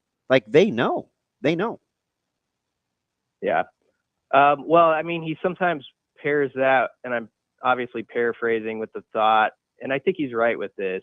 It actually is pretty positive around here about a lot of stuff in the off season. Like we like to get, we like to get excited about like viral videos, whatever pops up from Husker athletics and stuff like that, and think like tomorrow's going to be better than yesterday, and that's okay. I think that's a good way to live. But I think sometimes Rule wants to balance that, and it's just like, yeah, that this is good. We are trending the right way, but yep, you're 5 and 7 until you're not. Let's go put the work in today, and got to do it again tomorrow, and then we'll see where we are on August 31st. That's Brian Christopherson, Husker 24/7 BC. We appreciate it as always. We'll talk to you next week. Thanks, B. Yep, thanks, guys. We will be back with more Hurrdat Sports Radio coming up next. AM 590 ESPN Omaha, ESPN Tri-Cities.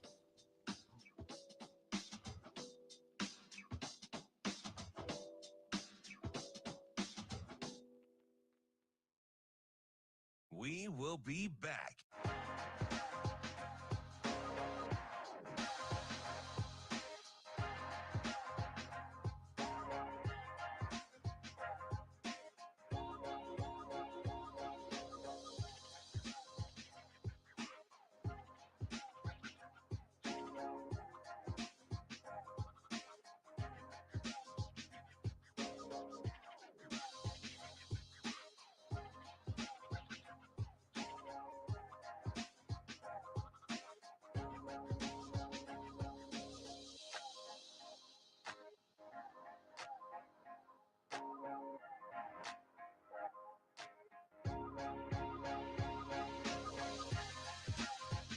We will be back.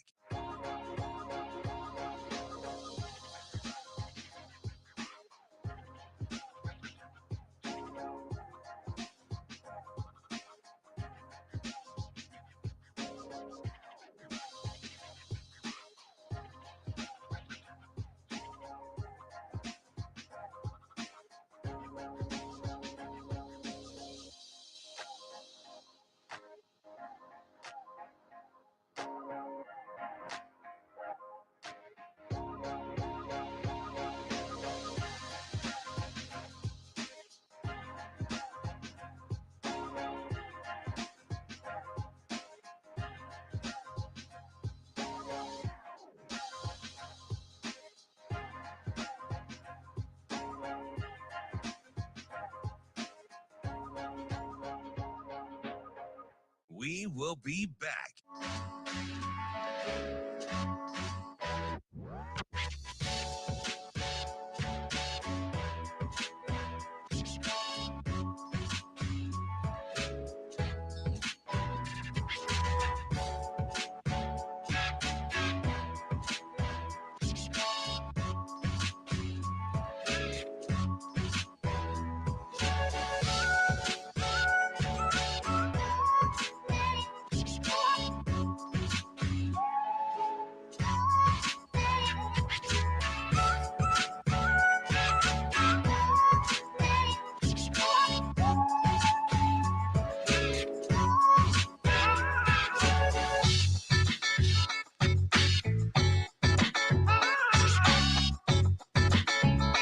We will be back.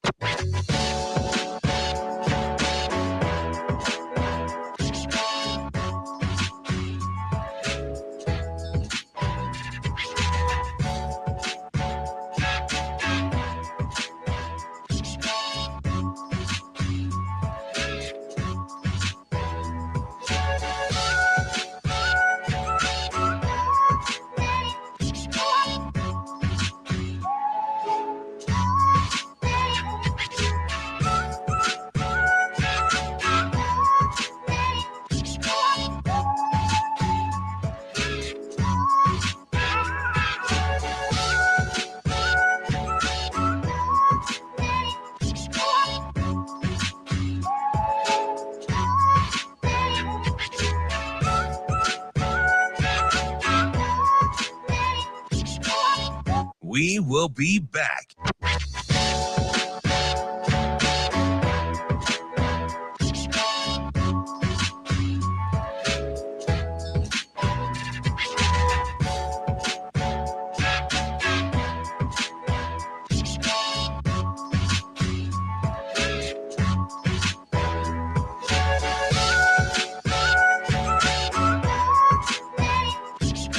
We will be back.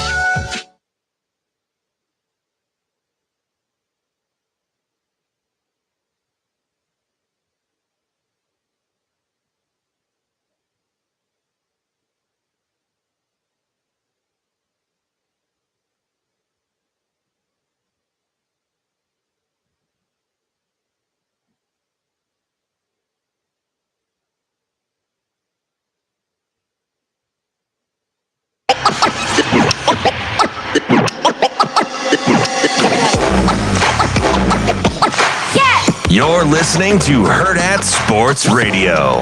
Yeah, we're going to try to play on an edge. An edge is a side of a body, attack half a man kind of mentality. If you go right down to someone's face, then you're doing what a DB wants to. We don't get a ton of press with our defense. They're more catch coverage, but that still can allow us to be physical, at the top of the route. When we're getting rerouted in the slot. Actually, last week we got more reroutes than we have in the past. So that was huge for us, and we're working it in Indy every day. We're halfway through the show here on Hurrdat Sports Radio, AM 590, ESPN Omaha, ESPN Tri-Cities. We're live on Twitter, Facebook, and YouTube. That's DB. I'm Ravi Lulla. We're here on the Pillar Exterior stage. Want to remind you, Saturday, April 20th, Omaha Supernovas are back at home against the San Diego Mojo, 6 p.m. at the CHI Health Center. Make sure you get over to supernovas.com for tickets. It is one of just 3 home matches. I always want to say games. That's okay. Home matches left on the season. So make sure you get out and support Omaha's Pro Volleyball Federation franchise.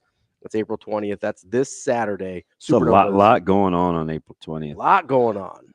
You got playoffs, NBA, hockey, bunch of spring games. We were going. So the it's list even is crazy. Yeah. Go to supernovas.com for tickets. Anyway. It's a lot more than we were even texting back and forth about. Like, it's a big day for spring games. Yeah, it is. I watched Penn State with Caleb and I watched Ohio State with Micah the other day. And I'm just thinking it's hard to kind of glean, especially what's Clemson, who else? Purdue. It's hard with the formats. Yeah, it's hard to tell. I mean, because I didn't love Ohio State's format, but I get how they're excited. Sure. I think there's a part of it where I saw DJ Lagway. We saw Lagway at Florida. Yep. Lagway.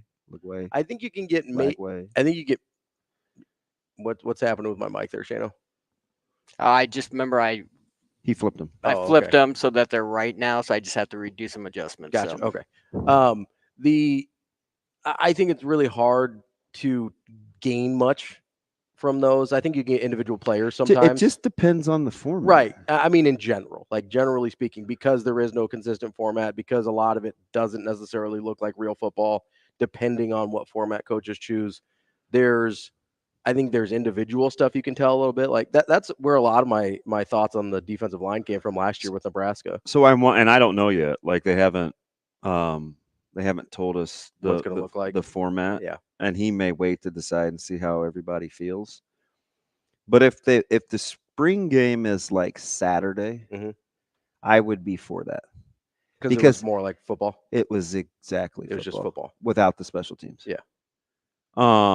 Because you get different groups against, it wasn't their old, like the teams, like the buggy. It was, ones versus twos versus ones, threes versus twos, it was just kind of mixed up. He just would say numbers and those teams would come out, right? Yeah. But it looked exactly like football. So I think if you do that, you can get a pretty good gauge, because that's how I know how to do it. But and listen, we would still cry and whine. Well, that's because they got to go against the twos and they're not as good, or give me the one offense. I mean, don't let me act like we didn't act like that. But at least it was real. But it is real football. Format wise, it's real. So football. we kind of changed it, right? We had guys that would say,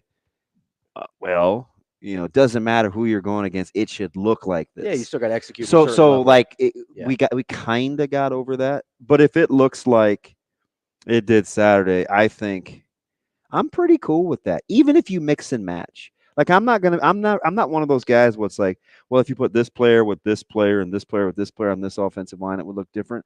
Like the spring game teaches you to look at individual things as well as team things if you want to, right? Was that a good ball, whether it was caught or not? Sure. Was that a great catch on a bad ball and that's not sustainable? Was it a good run, or he was very efficient with that run given the block or whatever? Like you can do all those things if it's live and guys can be tackled.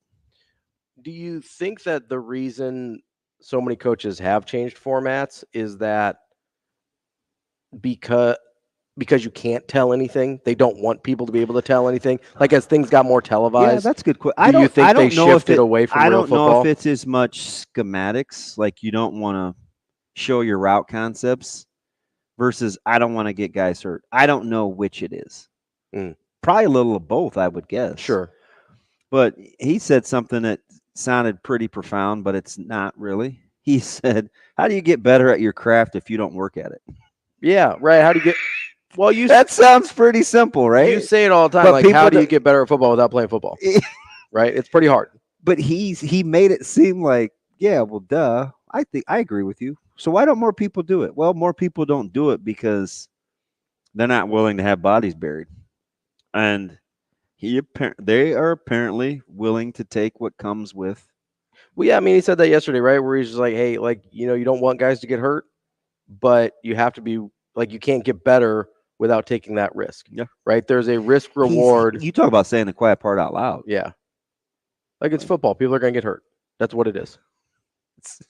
Sounds different, doesn't it? If you're trying to go be a boxer and you're afraid of getting concussions, like maybe you need to rethink your line of work. Yeah. Right. Like that's not something that's going to work out well for you.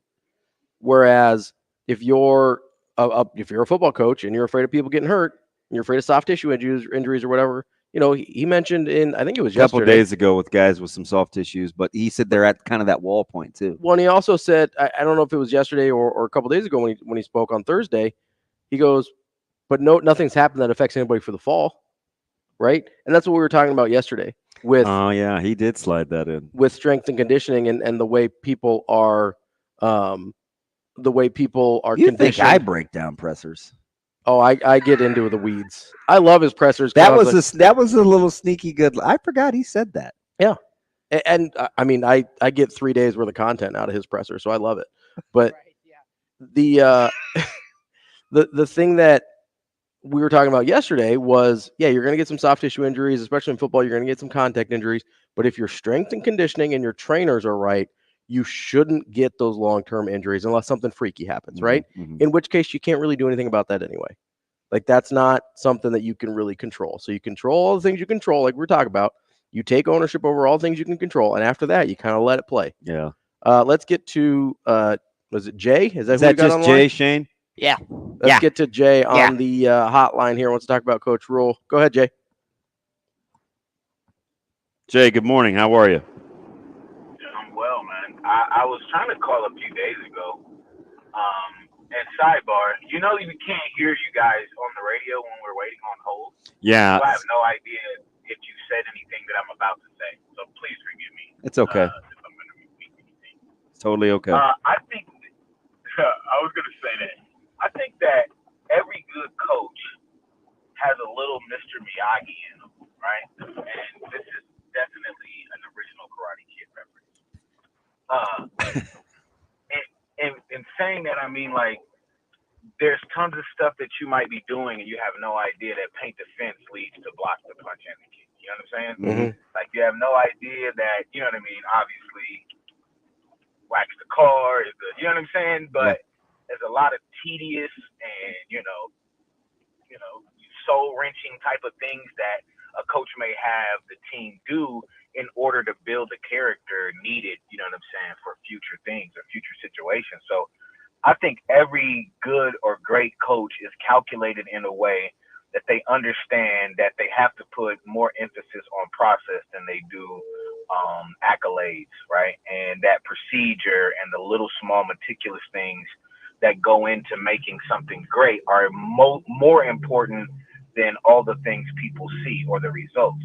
So as a fan, from my perspective, and I'm a little bit callous, we've been through this a few times in my fandom. I was very reluctant to even like him or like just buy in completely, just because obviously, I'm still, getting over the Frost situation. But like now you can see his consistency. You can see that, the proof is coming in the pudding. Like, you're hearing kids speak. You're seeing the retention in the program. You're actually seeing or hearing about practice described in ways we haven't heard in years. And plus the fact there's a lot of Omaha talent on the team. I just feel like we got something. We got something that I think that will change Nebraska football for the next 10, 15 years. No, I appreciate. We're excited. Now, I don't think we win the national championship next year, right? I'm not saying that. I'm just saying we're at least turning the ship. That's all I'm saying. I appreciate that, Jay. There's something in there that he said that I want to get back to about the intentionality, but maybe not knowing real time. Let's get to that when we come up next and wrap up hour number 2 here on Hurrdat Sports Radio, AM 590 ESPN Omaha, ESPN Tri-Cities.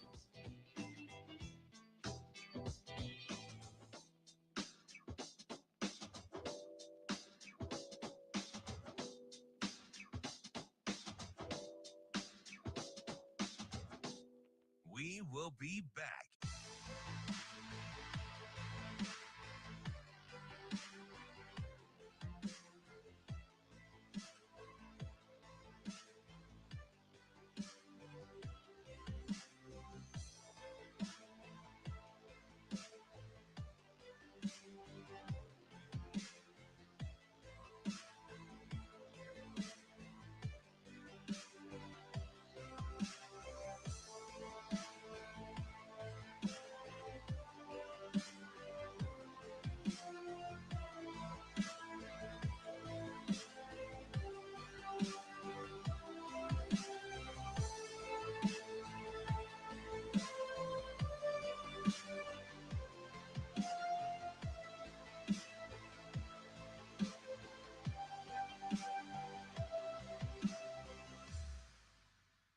We will be back.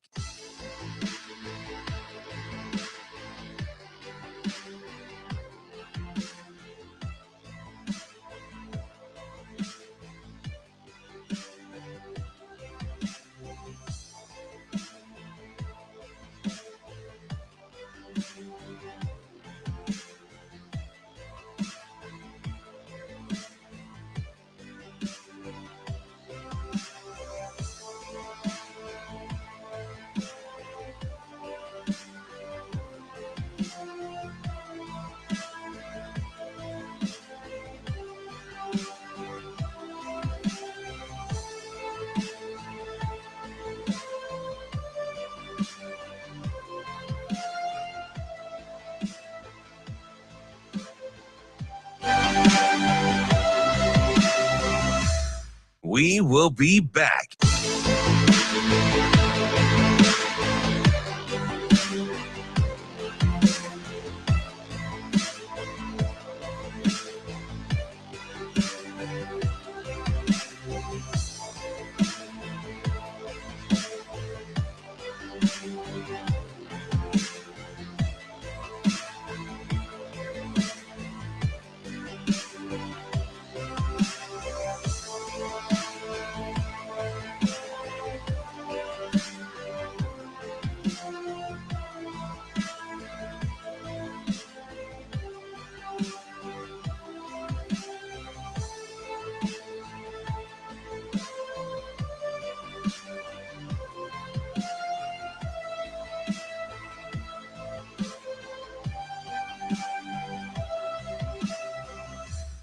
We will be back.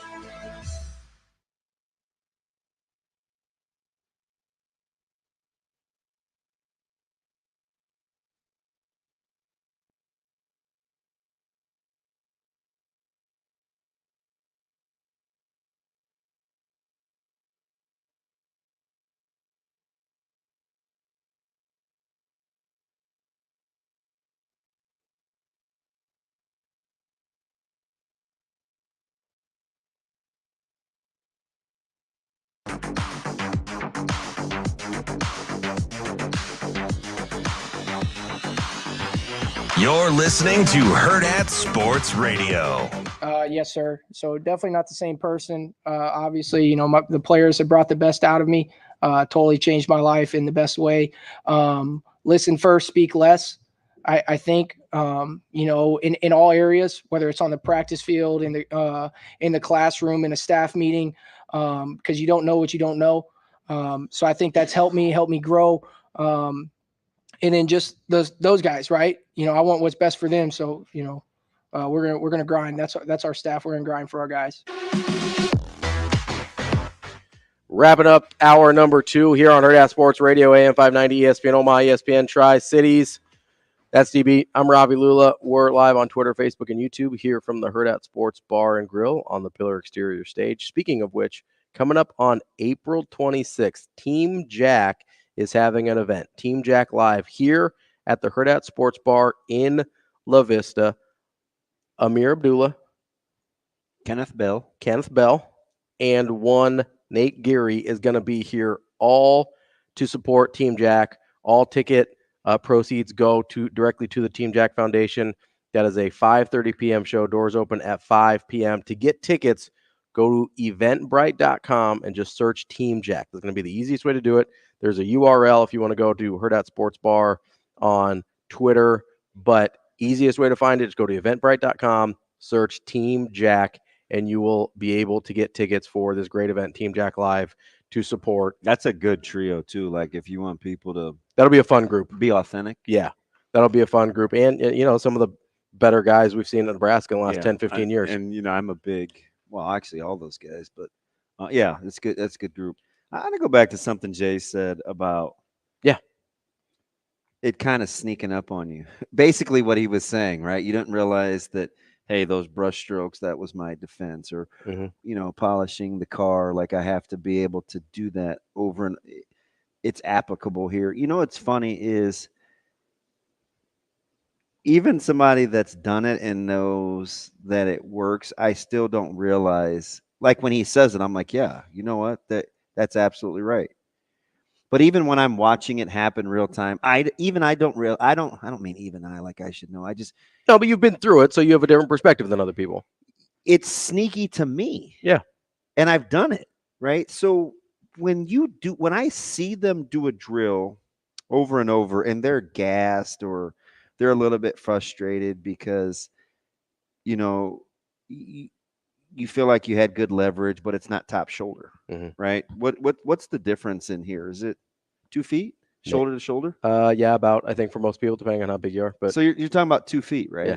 Roughly. And the level of frustration that could mount the third time you have to do a drill in a row. And you're literally talking about moving it over a foot. Yeah, 18 inches, a right? foot, 2 feet, whatever. Yeah. And how people receive that. Because it could seem like you're nagging. For us, it's annoying. Yeah, it can seem like you're nagging on something that is not important. Right? And like over time, it can be seen as not important, not that it's not actually important. Over time, it's like, top shoulder means top shoulder, or running through a catch, or like, what does that mean? I don't know if I told this story out loud, but on a Thursday, I was down there with some coaches. One of the Thursdays, there's only a handful of us, and we're watching a couple of drills. And Coach Coop stopped talking. I think I did say this out loud. And Gifford took over. And he kept saying, not like this. And I'm telling you, the player had to do it. So there's a group of 3. They're going against 3. It's one at a time. So it's bang, bang, bang, bang, bang, bang, bang. Same guy had to do the same drill, like 4 reps in a row. Coach Coop stopped talking. Coach Gifford took over. Player Coach Gifford, yeah. No. He stepped out of line. Yeah. He was second or third in line in his middle section and said like this, then demoed it. Then kind of took his legs and did it for him. Like, it feels like this. I just did that to Zoe to figure out my nephew's gait for the dogs at his house on Sunday. Yeah. No, Zoe, I don't want to do it for you. Give me your hand. This is what it feels like. Push down and then up. So she did it. Down, then up. She's 5. So imagine being a player. Yeah. Having another player, 18, 19, 20 years old, whatever, kind of move your legs for you. It feels like this. You have to be involved in a culture with the peer-to-peer thing that allows for that to happen and have you not be in your feels. Yeah. Right. You also have to have players that have the technique down enough. Yeah. Where they can teach it. A coach that feels comfortable enough to turn it over, to let it happen organically. It's not like he said, hey, show him. Yeah. He stepped back. So there's growth there. And I guarantee you, like, once you know what it feels like and you do it over and over, whether it's going through pain, whether it's pushing through sore legs, whether it's, getting through a practice where no hands on knees, no hands on knees. Then you go to the second day, no hands on knees, no hands on knees. Then the third day, no hands on knees. Then at some point, you just don't put your hands on your knees, right? You don't. And what happens in the third quarter or fourth quarter, instead of just putting our hands up, you can put your hands up and you can really believe in fourth quarter where you know what it feels like to come out of the back end where you can reference the tedious stuff. Yeah. So sometimes it just sneaks up on you, but it is absolutely a real thing. Fall back on your preparation and training, right? That's like it's a military thing, right? What's my preparation? Trust your training. Trust your training. And it lines up. What he said just lines up beautifully with how else do you get better at football than by playing football? It sounds, I'm telling you, like you wanted to get your skirt and pom-poms on. You're like, no, wait a minute. It's not super profound. Almost nothing he says is. And he'll tell you that. But he's He goes, I don't know why you guys get like that over what I say. Go back and listen to me 5 years ago, and it sounds similar. Right, but then go back and listen to Nebraska's coach 5 years ago. But here's the key. But that's why the context matters. Here's the key, though. Yeah. So when you say you feel good, my buddy texts, he goes, I could say this out loud. This is as good as I felt. See, you're not the comp isn't to. It's not bad comp to bad comp. It's not because this wasn't going well in 2020. It's not even about it going well. It's just different. It just is.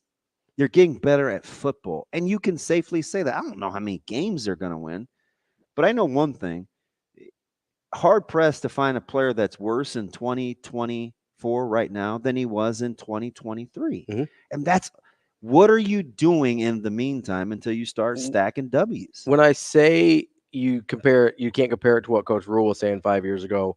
You have to compare it to what Nebraska coaches were saying 5 years ago. It's not to say that, and listen, I've been as hard on that coaching staff as anybody. It's not to say that they didn't do anything right. It's not to say that they didn't know what they were doing, but the way they communicate is dramatically different.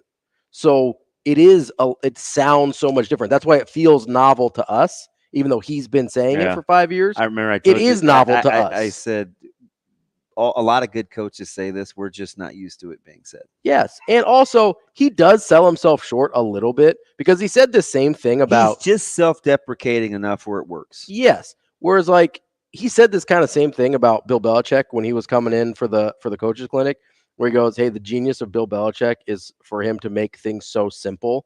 We see that a lot with Coach Rule.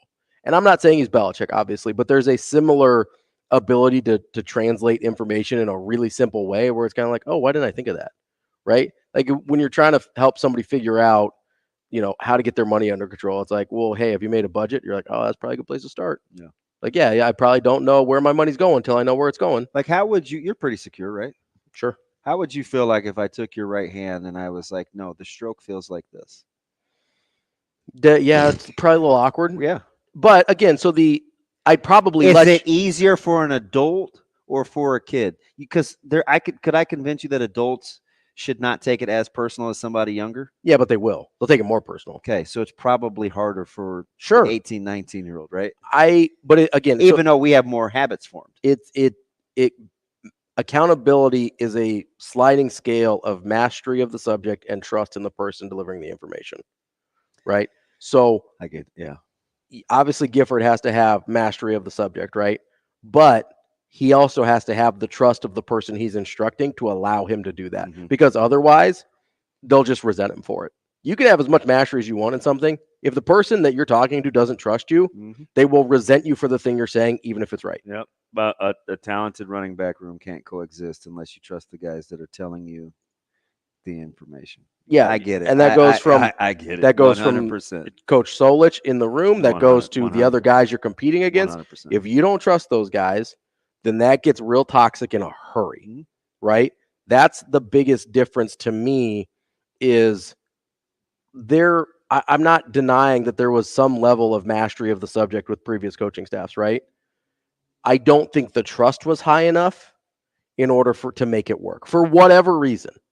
And I think in certain position groups it was, right? Because you saw certain guys get better. You saw certain groups thrive.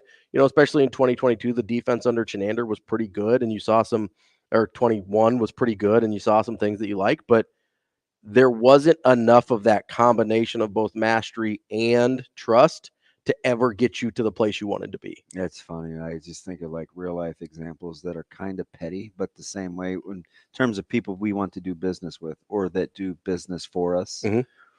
I asked one of my former players has a lawn service business.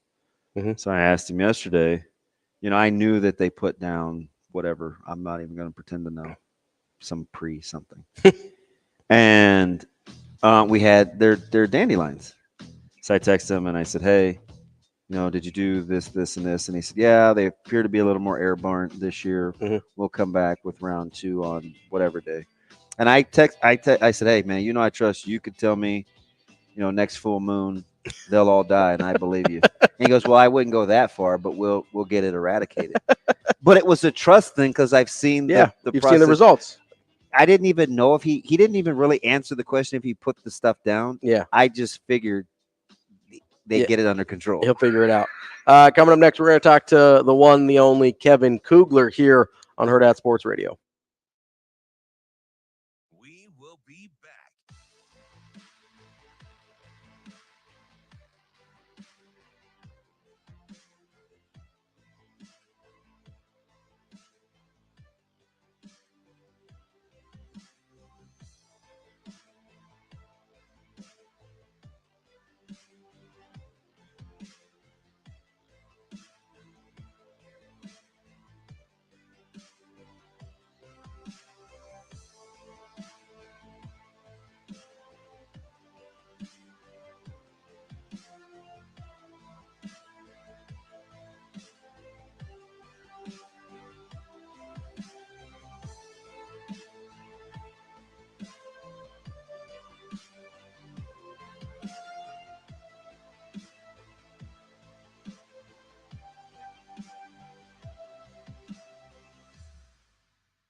We will be back.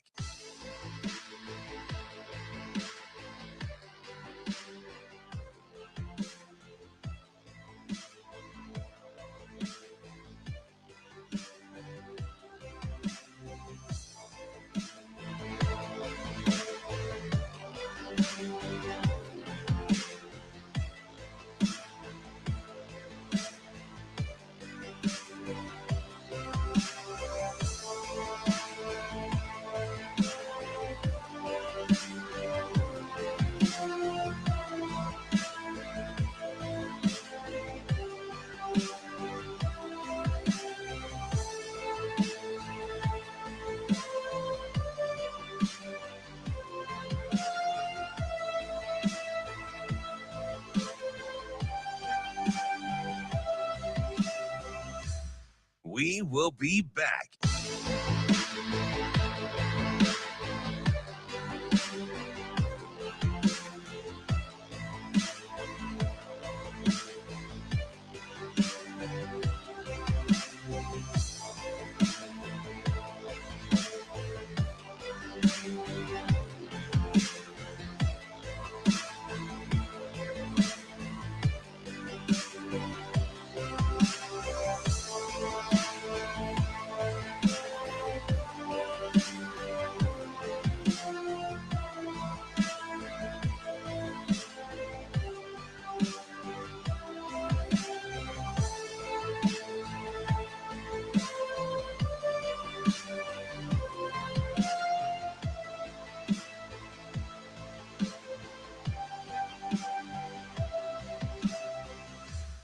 We will be back.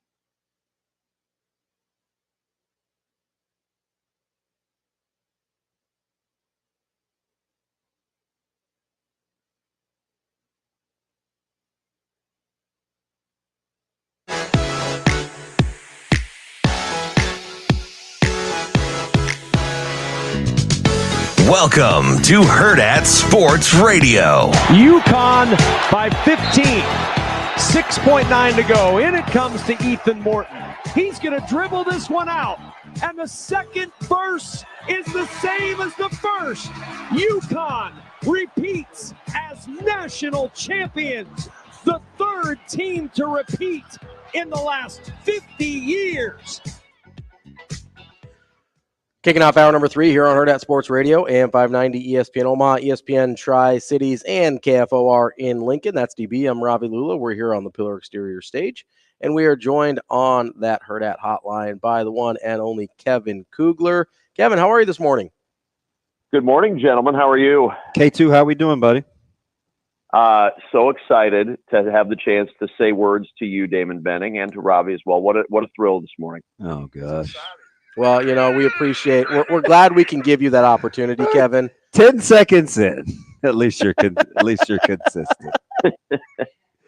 How you this isn't, I guess it's a little bit of a downtime. I know you got the UFL, but you're not juggling like 3 sports that overlap in a deal, right? Like, is this a baby deep breath, even though you're still like gainfully employed? I've got baseball Thursday night, Diamondbacks Giants. I've got UFL Saturday and Sunday, and I've got White Sox Twins on Monday. So it's a little busy still. There's a little bit going on. Sports. I mean, that's but instead of every day, it's like every other day. You're fine, right? You're right. Two's better than 3. I gotta know something other than White Sox aren't very good, are they, AJ Przinsky? Okay, I've blown all my knowledge there. I gotta have something else. You know what's interesting though, and I'm not gonna poke fun at the White Sox because I love Nate the Great Klaus, and I know he's a diehard White Sox fan. But I used to kind of make fun of them passive aggressive for this window supposedly open from like 16 to 15 to 19, where they have this young talent, and nobody could stay healthy, and now it just came and went just like that. Yeah, there's no window anymore. They're in a windowless house at this point. They're looking for a door. I'm not sure there is a door. They're basically boarded up in a giant refrigerator box, and that's where the White Sox are at this point. It's really bad. And there's I'm sure there's some talent in their minor league system, but that's a ways away. So you're talking about a team that and it's not like that's a power division, at least you wouldn't think on paper, although the way the Royals started this season and Twins, I think, are pretty good. I mean, maybe it's a better division than I'm giving credit for, but it's not a division that you can't look at each year and go, you know what, with the right players, we couldn't make a run. That's the frustrating thing, I'm sure, for White Sox fans, is that it's really bad in a pretty pedestrian division. It's cooled off a little, but the team on the other side of the town that you're a big fan of, is this about what you I know, listen, 17 games, you're not making any crazy declarations, but, I mean, I have them in the playoffs, so there's your kiss of death, so enjoy that. But you like their start? I think it's okay. There's warning signs for me. They didn't spend a lot on their bullpen, and I think that's showing. Especially last night. You 12-11 final. Two outs in the 9th inning. Well, and that was part of the problem. You knew going in that you were likely going to have to score a lot of runs last night because Kyle Hendricks has been awful. Kyle Hendricks looks like his road is about over when you don't have the movement or the velocity. His key was always the movement without the velocity, a la Greg Maddux. Well, it doesn't have that anymore. It's not moving. It's just floating down the middle at 85 miles an hour. And you see guys like Jock Peterson turn on that ball and hit it 8 miles out of the ballpark. And then so you run into a situation where you're forced to rely on a shaky bullpen, and you get to the 9th inning with 2 outs and nobody on with a 1-run lead, and you give up a home run. There's just no room for error with this team. And look, the top of the order hasn't exactly hit well. Not one of Nico Horner, Dansby Swanson, or Cody Bellinger is hitting above 240. So you've got the top 3 in the order, which has struggled. You've got a pitching staff that's being taxed at the back end.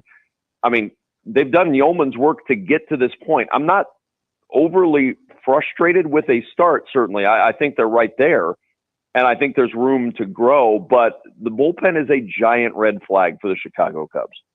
Kevin, I want to change gears on you a little bit here and talk about the UFL.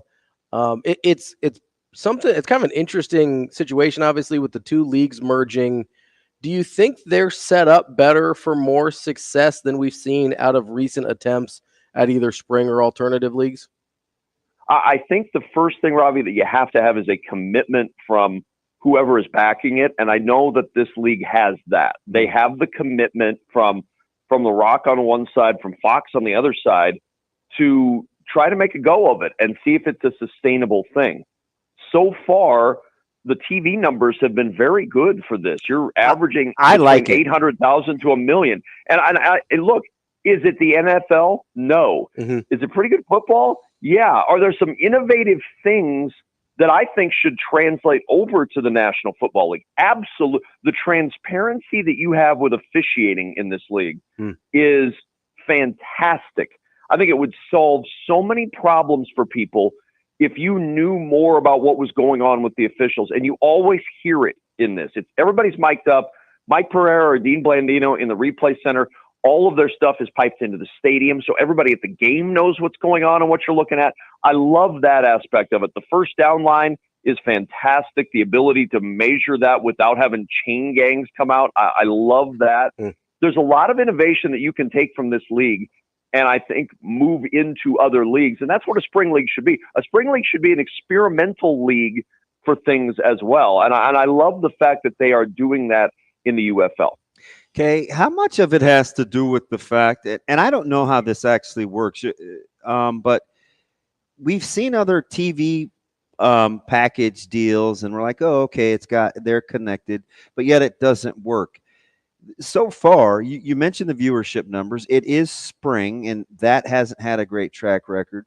Which lends more credibility? Is it the Fox partnership and the TV deal? Is it the quality of head coaches and recognizable names? Because all we've ever heard is, well, it's a quarterback-driven league. They don't have good so therefore it's going to look like I don't know, man. I watch it, and I know the schedule times. I know I'm going to get an 11 or 3 or a 12 and 4. Like, I get the times. I get the brand. What's making this thing work going forward? I think the first thing you have to do with any spring league is establish a realistic set of expectations. What does work mean? I think they'd love to see bigger crowds at the games. I think that's the next step for this. But for a league to work initially, it has to have a certain base of viewership. But it doesn't have. You're not going to have NFL viewership. I mean, we had a game this year in week 6 between the Eagles and Jets that was 26. We had 26 million people watching a game. You're not going to get that for the UFL. That's absurd. That's a week 6 NFL game in the late afternoon window. That's wonderful, but you need to beat the stuff that's on in the spring around you, or at least compete with it. What is that? Maybe a NASCAR race, maybe a regular season Major League Baseball game. How about an NHL playoff game? Well, if you look at the numbers from last week, the UFL is right there with all of this stuff. It's in the mix with NHL. It's in the mix with MLB games. It's not going to be a 26 million person project of viewers, but if you get 1 million, you're doing pretty well, and you're right there in the mix with everything else. And that's how you can sustain this. Can you compete with what's on right now? And so far, the UFL has been able to do that. Then you add in storylines that'll develop as the course of any season goes. You do have recognizable head coaches like Wade Phillips, like Bob Stoops. You've got names that you recognize as football fans. And, there's occasionally a guy out there you go, hey, wait, I remember him, or I remember that guy. And then you get to see guys like Adrian Martinez live out their dream and really have a nice game like he did last week in his start for Birmingham. I would assume, I have them this week. We'll talk later tomorrow with Skip Holtz. I assume he's going to get the start again this week. I don't know why you wouldn't with the performance he had last week. So there's reasons for college fans to watch too, guys that you used to enjoy as they try to make it to the next level. I think they have the number 1 offense in the league. Like that's a fun team to watch. Do you get the sense in these sit downs that the coaches that have had such storied careers in other places are enjoying what they're doing too? Skip Holtz is loving this. I mean, it's his first chance to coach professionals. And as the head coach of Birmingham the last 3 years, all they've done is win down there. They won 2 USFL championships, and now they're undefeated in the early stages of this UFL season, including a win over last year's XFL champs, Arlington, who've struggled out of the gate. But he loves it. He raves about it. These guys really seem to buy into what he's selling, and it's sort of a mix of college camaraderie and professional coaching. I mean, he's been around a long time. Obviously, his dad's Lou Holtz, so there's a background of coaching that he's grown up with all of his life. He's been a successful college coach. It would not surprise me to see this turn into an opportunity for him somewhere else, somewhere down the line, if he so chooses. But, you know, he's an older guy. He feels very comfortable in his own skin, and he loves what he's doing. I mean, he's having a lot of fun with this. Bob, this is the third year Bob Stoops has coached professional football. He was in the XFL. He was in the XFL version 1 when it came out. So he loves the ability to coach these guys. And I think for some of these guys who are in their retired years, and I put retired in quotes because they're all working, but it's allowing you to coach without the full year-round commitment of I've got to go recruit, or I've got to go sign free agents, or we've got to run mini camp, or we've got to run OTAs, and we've got to do for an NFL coach, or especially a college coach with the portal these days, you are looking at a 24/7, almost 365 a day a year job right now. That is not the case with these coaches. They are not having to commit 12 months of the year to running these teams. We're talking with Kevin Kugler, voice of pretty much everything, if you've gathered from our conversation so far. Didn't mention the Masters yet, but he did that too. Well, that's coming. But real quick before we get to that, Kevin, do you think it's important for a spring league that, whether it's the UFL or any other spring league that may or may not end up being successful, to have some kind of relationship with the NFL? Because that's something we've heard a lot of, it kind of being a symbiotic relationship where, you know, whether it's a feeder league or developmental league or whatever. How important do you think that is, or can a spring league exist and to a certain degree thrive on its own? I think it can. Look, I think the most ideal situation for any spring league, whether it's basketball, minor league baseball, whatever, is to have a relationship with the parents above, whether it's the NFL, whether it's the NBA. I mean, one of the things that doomed the CBA, other than Isaiah Thomas back in the day, was the fact that although Isaiah was the biggest reason, was the fact that while it was, quote, the official developmental league of the NBA, it didn't have that relationship where you could send a team.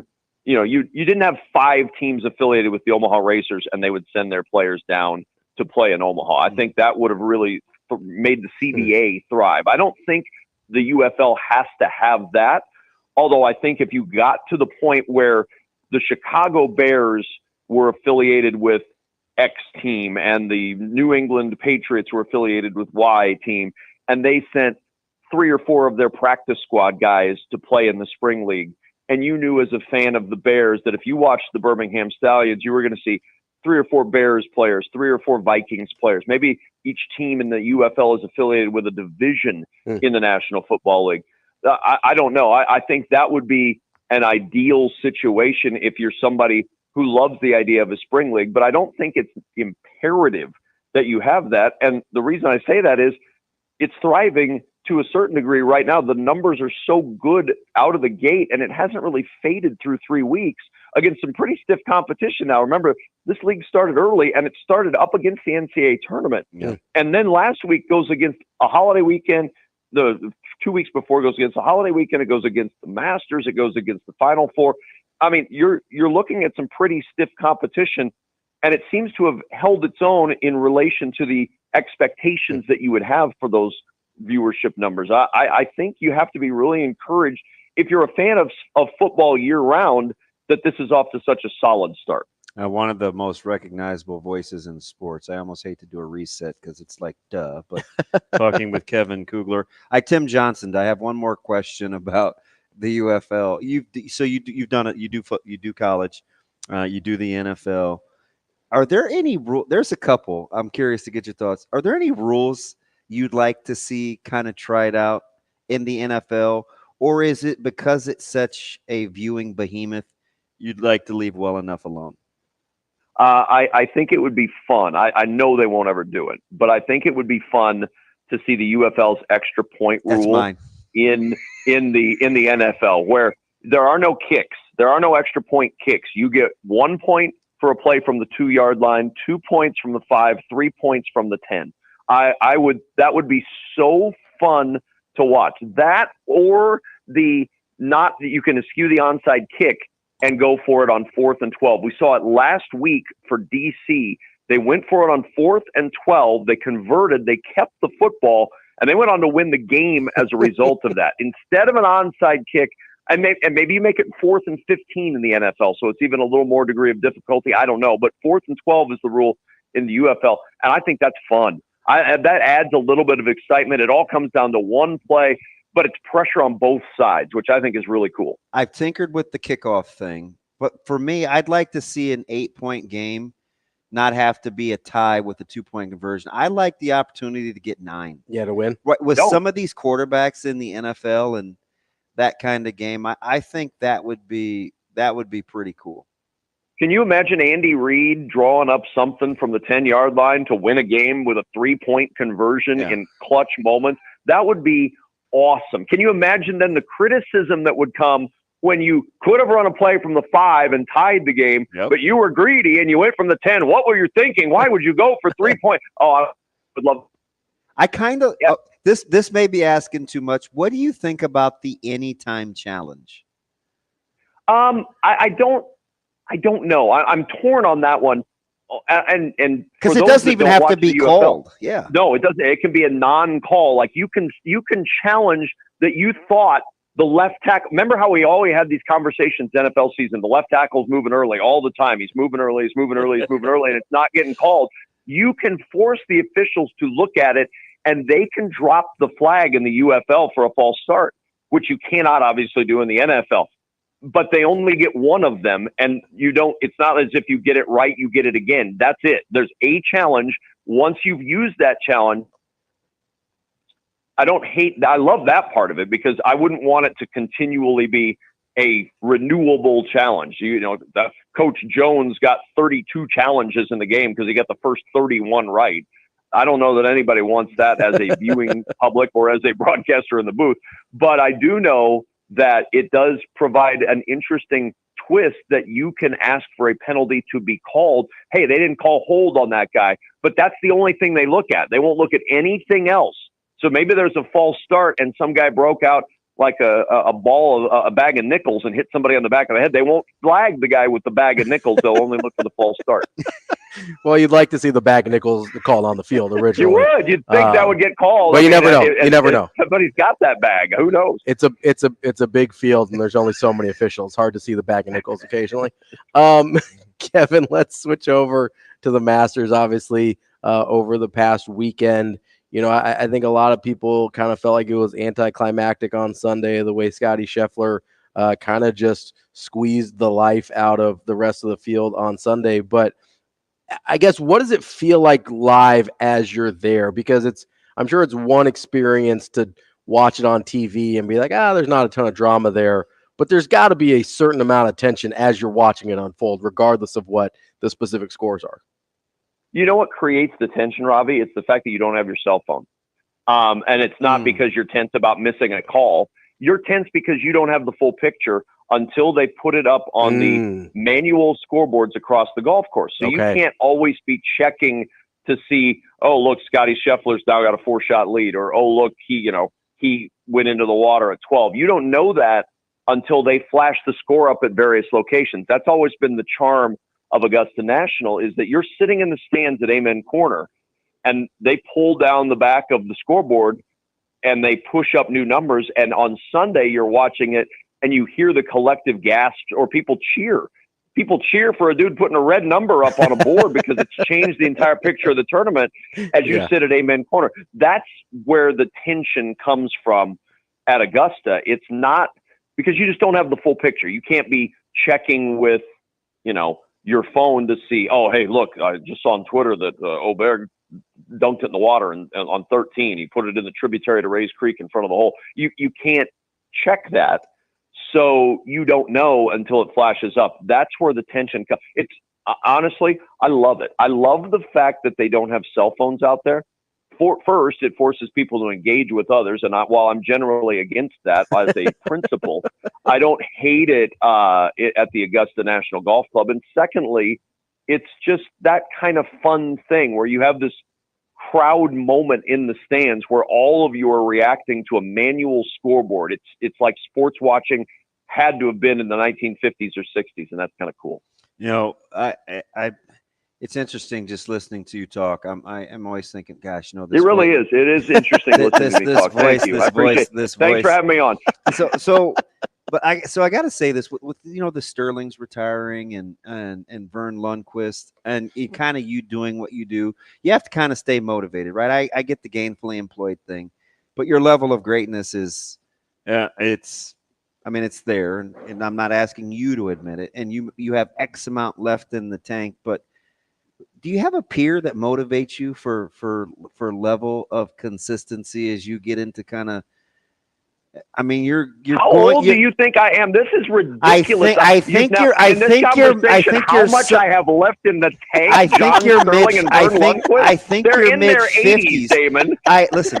My point in this is you always have this barometer and benchmark, and you and I have never talked about it. But you're not just doing it to be doing it either. Otherwise, well, maybe you are. But you are great. Like, you do want to be great. What's the benchmark, the baseline? You're seeing some good ones, man. Yeah, I mean, I enjoy watching guys like Sean McDonough. I enjoy watching guys like Ian Eagle. I mean, there are people who I think do it the right way, whatever that means from a broadcasting standpoint. I mean, we're not going into the portal and paying players too much, but we're doing it the right way. I mean, development. Recruiting. Yeah, I mean, it's all about the recruiting. You say only 50 some odd, but man, you're going on 30 years. This is really a depressing way to start your day. I'm encouraged. When are you going to hang it up like John Sterling and Vern Lundquist? You started so young. That's all I'm saying. Yeah. And the way that people it's like you say, Kevin. Oh, you got Kevin Cooper. Kevin Cooper. We are peers. We are peers in age, Damon Benning. Just to keep you reminded of that. And I can say full disclosure. I hope to be 1/8 of I just, you know what I mean? It's encouraging in one vein, but I'm like, there's just so many. It's hard to be good, but you wouldn't be in such high demand if you weren't. Something has to keep you going. Well, I mean, apparently I'm just outrunning Father Time at this point. Wow. Just 1 foot in the grave, just trying to keep it out. Here we go. I'm an easy target. Get me, Kevin. Get me. My college teammates, John Sterling and Vern Lundquist, have decided to hang it up. So, I was talking with them the other day over coffee, and I told them I might stick around for another year or two. Trying to catch Euchre, he's at 90 right now, and that's my goal. If I can just hang on a couple more years to get to 90. Yeah, that lunch we had a couple of months ago, that was great, but that's not happening ever again. Kevin, I was very happy to talk to my favorite Benning last night, by the way. I don't know. It wasn't wow. Kevin, you look great for 85, though. I mean, it's incredible. Thank you. Robbie, it's amazing that I can remember how to answer the phone when you guys call. Bunch of jerks. Luckily, Michelle is here to help me go. Push the red button, Kevin, the red one. I always knew you outkicked your coverage. Go, Michelle. Thanks, Kevin. Appreciate it, Kevin. Wow. That is Kevin. Goodbye, Damon. Goodbye, Robbie. That's the one and only Kevin Kugler of Westwood One. And next time, I'm not going to give him a compliment. Everywhere else, I mean, there was this little backhanded roundabout. Wow. We'll be back. Wow. We will be back.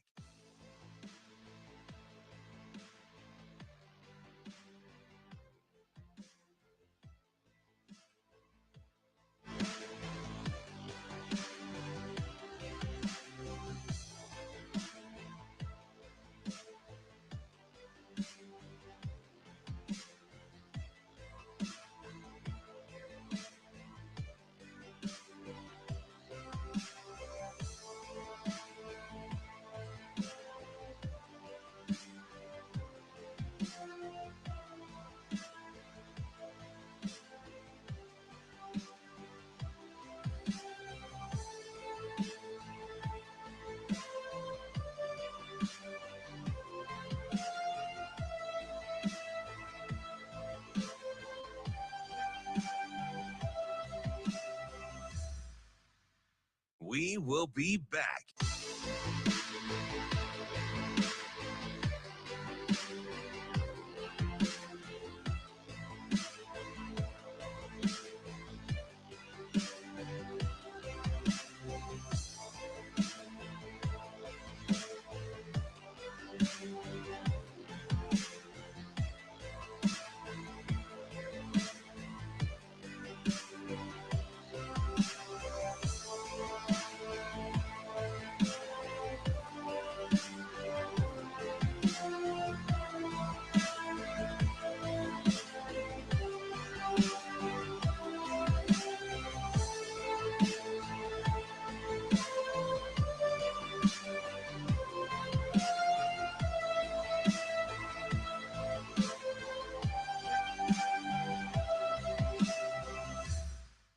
will be back.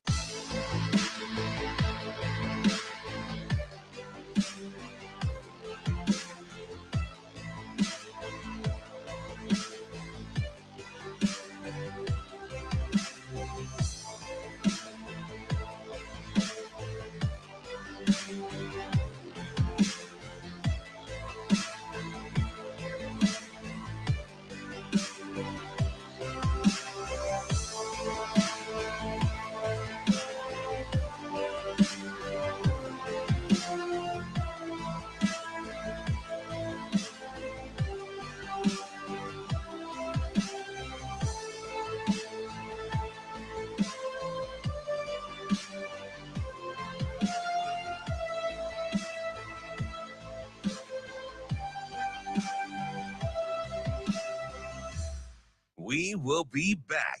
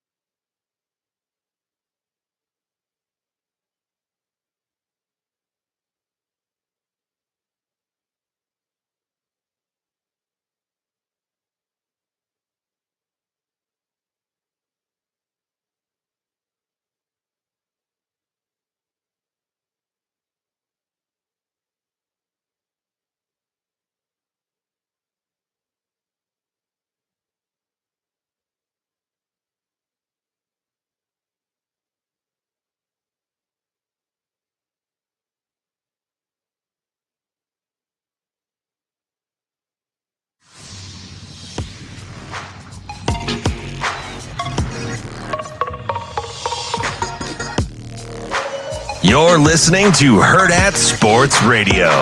I just don't think it's really prudent, and maybe this is Pollyannish, but like, I don't think it's prudent for me to like coach guys thinking about the portal, because like the worst thing you can ever do for a young person is not have high standards for them and not push them to greatness. So if you're afraid of pushing them because they might go to the portal, then probably don't have the right guy anyway. So I'm sure things will happen, good, bad, but we're just going to coach the guys, try to get the team better, and pour everything we have into our players, both on the field, off the field, and personally. And if something happens, it happens.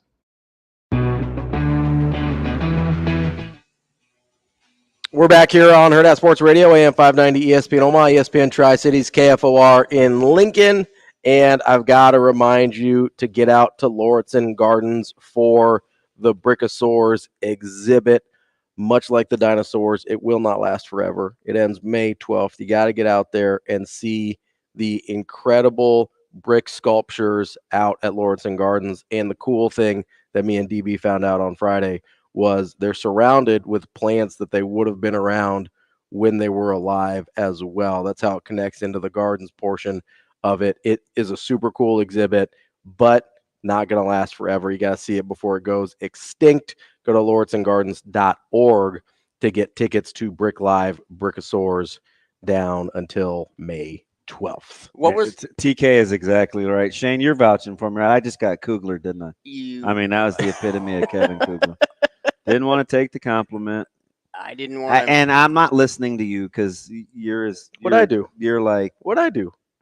Is dense as Play-Doh sometimes, malleable, but not very see-through. Like speaking of being dense, though, I gotta be honest. That was I don't hear words very often where I'm like, what does that mean? Dense? No, Pollyannish. Oh, like old school, I had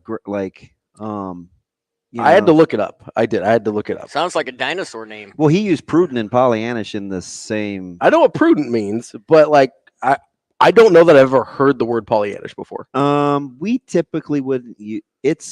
And he's younger than me. Yeah, and a little older than you, so you don't hear that term a lot for people in his generation. Yeah, it would be something my mom would say. I had to go back and get it. I was like, I don't. I kind of got it from context, but yeah, I'm mad at you for gassing. What I do? Because so what people don't realize is, and yes, we're roughly the same age, but he's been great at his job for 30 plus years. Yeah, he's been getting after it for a long time. He's only in his 50s. So let's say he just gets into his gets to in his 70s, which is pretty normal for that industry. If he will have been brilliant at his job for 50 plus years. Yeah, which is crazy. It's bonkers. What's anybody else been good at for that long? Nothing. That was my point. That's fine. No, I got your point. No, you didn't. No, I did. I got you. Nope. I understood it. You were baby kid. You're the little blue stuff that I use when I don't want to use lighter, that I put the match on, and it's a slow burn. It keeps the coal smoldering when I don't want to use the hay. It's called heating gel. That would be you. No. I think that was kind of backhanded. No, it wasn't. No, it wasn't. He totally deflected the compliment and buried me with it. It's happened to me before. So 100% being honest here, it's because I want Kevin to like me. Oh, he's tough. So either he does or he doesn't. It ain't going to be because you're good. It ain't going to be because of your good deeds. Well, I can still try, right? Because a lot of people, especially, he's tough. I kind of feel like an outsider because I didn't really get into the industry while he was still local. You're not under his coaching tree. Yeah, right. Yeah. So which a lot of us are. Yeah, a lot of you guys are, whether, especially over at the old place, like that is. And so I always kind of felt like a little left out because he was gone before I started doing anything in terms of doing daily stuff there. Mm-hmm. And so I've always been like, oh man, he seems super cool. Like everybody talks about him like in such a like a reverent way almost, but he's still this guy that's super kind of engaging and charming and helps people out. I know like Nick Boss talked about him a ton. I know you've talked about him a ton. Bish, and Severe. Everybody, right? Josh. And so I'm this guy on the outside being like, well, I want him to like me too. He has that everybody. He has that sneaky good Coach Mac coaching tree. And so, that's so if I wanted to be like Coach Mac. If I see an opportunity to maybe ingratiate myself a little bit, I'm probably gonna. That was childish. Listen, my man, that's fine. It's not prudent. Maybe it's a little Pollyannish of me to think that I can get myself into his good graces, but I'm still gonna try. I'm still gonna try it out a little bit. I like the fact that my man can talk about Drake, Future, Morgan Wallen, and then come back and use terms like Pollyannish. Yeah, he's versatile. He's versatile. That's range as an orator. It is range. I will say one of the other things I wanted to talk about from Coach Rule. He is staring that portal dead in the face. And I think he knows it, right? I mean, people will leave that you don't expect to leave. I just don't think he cares. I don't think he cares. That sounds a little, that's the quiet part out loud. I'm in agreement. Yeah, like he cares about the kids. He doesn't care about the portal. I think he thinks they're so secure in what they're doing. I'm going to give you every opportunity. If you feel like it's something different, I'm not going to talk you into or out of something. I can just present you with what we do, and you're here to do with it what you will. Yeah, you can't talk somebody into wanting to be a part of what you're about, right? Yeah, I mean, you can show them why it's beneficial. You can give them all the love and support and whatever. And if they still want to go, then at that point, you got to be okay with it. And I think that's where I say he doesn't care because he already knows he's done everything he can to try and help that person be successful. And if it's not for them, then they can go. That's fine. That's fine. And maybe there is a better fit for them out there. What do the kids say? Deuces. Peace out. It's the lowlights. I mean, that's what we're seeing from Colorado right now is a bunch of kids saying deuces. But don't worry, Shiloh and Shadur have the DMs open to did you see that? I'm in utter shock. Right. You go ahead, really, DB? You didn't see this coming? No, it's not even that. I'm shocked. I am shocked that that it is allowed to be so You wonder why I think that thing's a dumpster fire? It's not just Dion. The way they operate is nuts. I don't understand how it can work. It can't. It can't. That's the point. You know why Dion won it at Jackson State? Because he had better players than everybody else. You know what he's not going to have anywhere else? Better players than everybody else. Did you see the fan At base some point, you have to be good at running a program. Gosh. Right? At some point, you have to be good at running a program. Like it's the program is him and his kiddos. And Shedeur and Shiloh. Because apparently that you DM Shiloh if you want to play defense. You DM Shedeur if you want to play offense. I don't know where the coaching staff fits into this equation at any point. Though? If I was a coach, we have to be. I'm going to rest in the fact we're missing something. Because I don't think we are. We have to be. Are you sure? How could you coach like that? That's what it is. No, I mean, I'm that's talking what about your assistants. Why do you think what do you think like Sean Kelly wasn't really a good fit for what was happening there? You know, like why do you think some guys were not vibing with what was happening there? I think they wanted an opportunity. They saw it on the surface. It was like, hey, I'm going to have an opportunity to coach really good players at a Power 5 school, and we're going to get after it. And then they saw what it was. It's like, okay, not for me. Because I can't imagine, unless you're like one of his inner circle guys or somebody that is just vibing with the clout chasing and whatever. What was the NIL table agreement? It was $20K to eat privately with Dion, and it was 17 to be seated close. 17.5? It was, that was close. There was an NIL fundraiser dinner, which we were going to talk about. I don't think we ever got to. That it was 20, I think it was more. I think it was like 23 to sit at his table. It was 17 to sit at a table adjacent to him. Yeah, but not eat with. Yeah, but not actually at his table.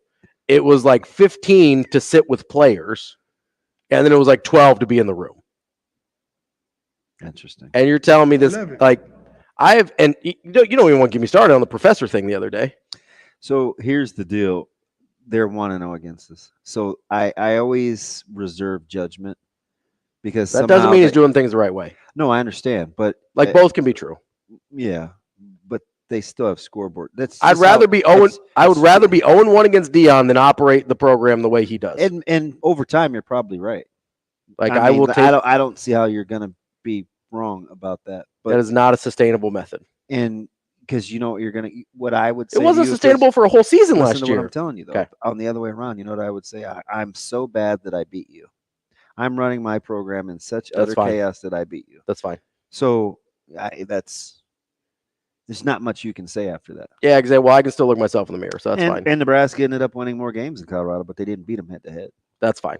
That's just, I mean, I would rather lose to Colorado again this year than operate. Listen. Than operate the program like he does. I'm not making that trade. You say some outlandish things. I am not making that trade ever. Not in a million years. How many of those wins would you have to get? Just the one over Colorado? What do you mean? Because I almost always rather win as long as I'm not cheating. I would almost always rather win, but I would if it takes operating the program like that to get that win, pass. That's all I'm saying. Okay. Coming up next, we'll wrap up the show. DB will probably disagree with me some more. That's fine. We'll be back on Hurrdat Sports Radio. We will be back.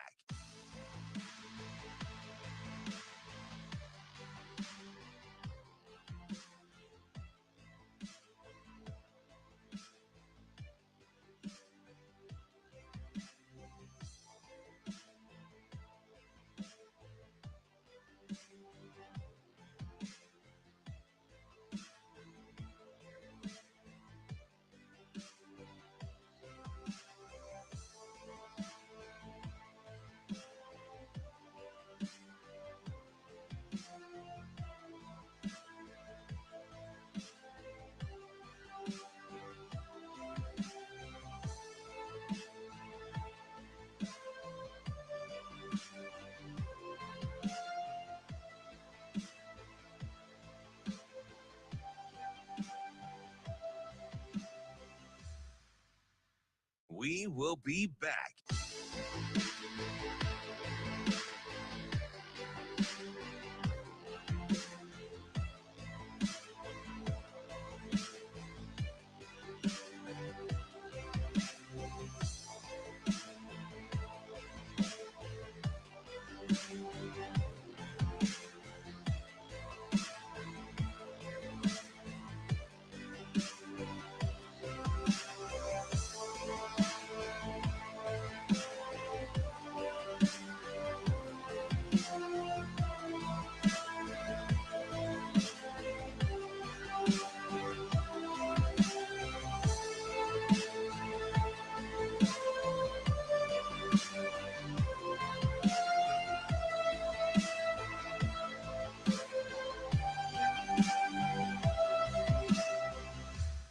We will be back.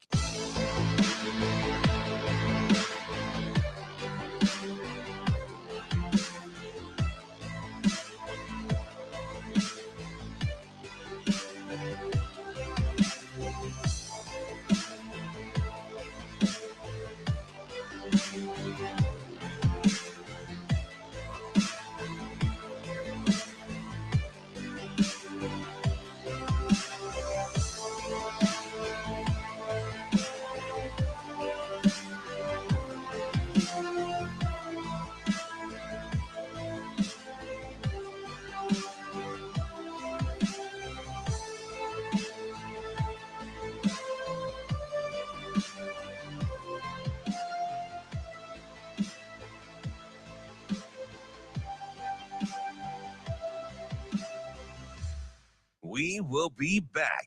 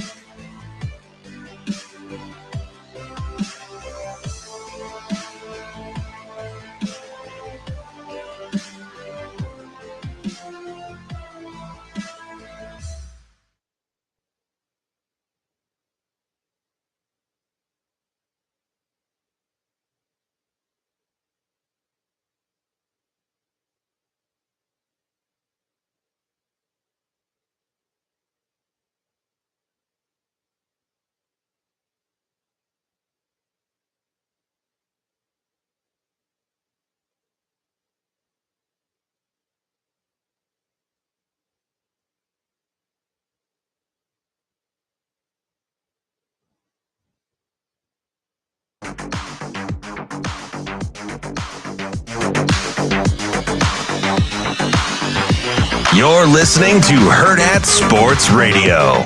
I thought they were really good. It's a really hard defense to go against. And I thought we protected the ball well, which is the first thing, right? Like we're on a mission to be in the positive territory on turnover margin. So I think there was only one turnover on the day through a lot of reps. I thought they handled all the pressures. I thought they adjusted all the different things. But the biggest thing is, get into the stadium for the first time and I put crowd noise on, so you can't have coaches out there like, no, cut your split. Coaches are the worst. So they want to tell guys what to do. So I put crowd noise on so you couldn't hear from the sideline. And, it's just wanted to test the guys and see what they knew. And a lot of things to work on, but a lot of positive things. So I think we've made a lot of strides in a short amount of time. Wrapping up the show here on a Wednesday on AM 590 ESPN Omaha, ESPN Tri-Cities, KFOR in Lincoln. That's DB. I'm Ravi Lulla. He's incredible. We are brought to you by our friends at Warhorse Sportsbook. Make sure you get to Lincoln or to Horseman's Park here in Omaha to place bets at the best place to place bets here in Nebraska. Keep your money on this side of the river. Help out your hometown team, city, state, however you view it. Go to Warhorse Sportsbook. You can bet on just about every major sporting event, live bets, props, parlays, in-game, whatever you can think of. They've got you covered. Go to Warhorse Sportsbook. Get the Warhorse Sportsbook app or go to warhorsecasino.com/sportsbook to get a full list of house details and rules. That's Warhorse Sportsbook. No bets, no glory. What are you talking about? Him throwing his coaches? It's like, coaches are the worst. I don't want you to hear from them. Guess what? That's not the first time they're hearing that either. Yeah. He said that can I parse that a little bit? I'm just telling you, I'm going to bang this drum until we get why it works. Mm-hmm. He doesn't ask anything of his players that he does not put on his staff. Mm-hmm. Can I parse that little thing a little bit though? Because Nick Boss said something, I don't know, it's probably a decade ago at this point, where he's like, as a coach, you can never ask a player to do something in a game that you haven't already showed him how to do in practice. Mm-hmm. Right. And so I'm thinking about that as he talks about this. I go, okay, by the time you get into the game, how much should you actually need to hear from the coach, your position coach or whatever, right? Obviously there's, you're getting plays in, there's that part of it.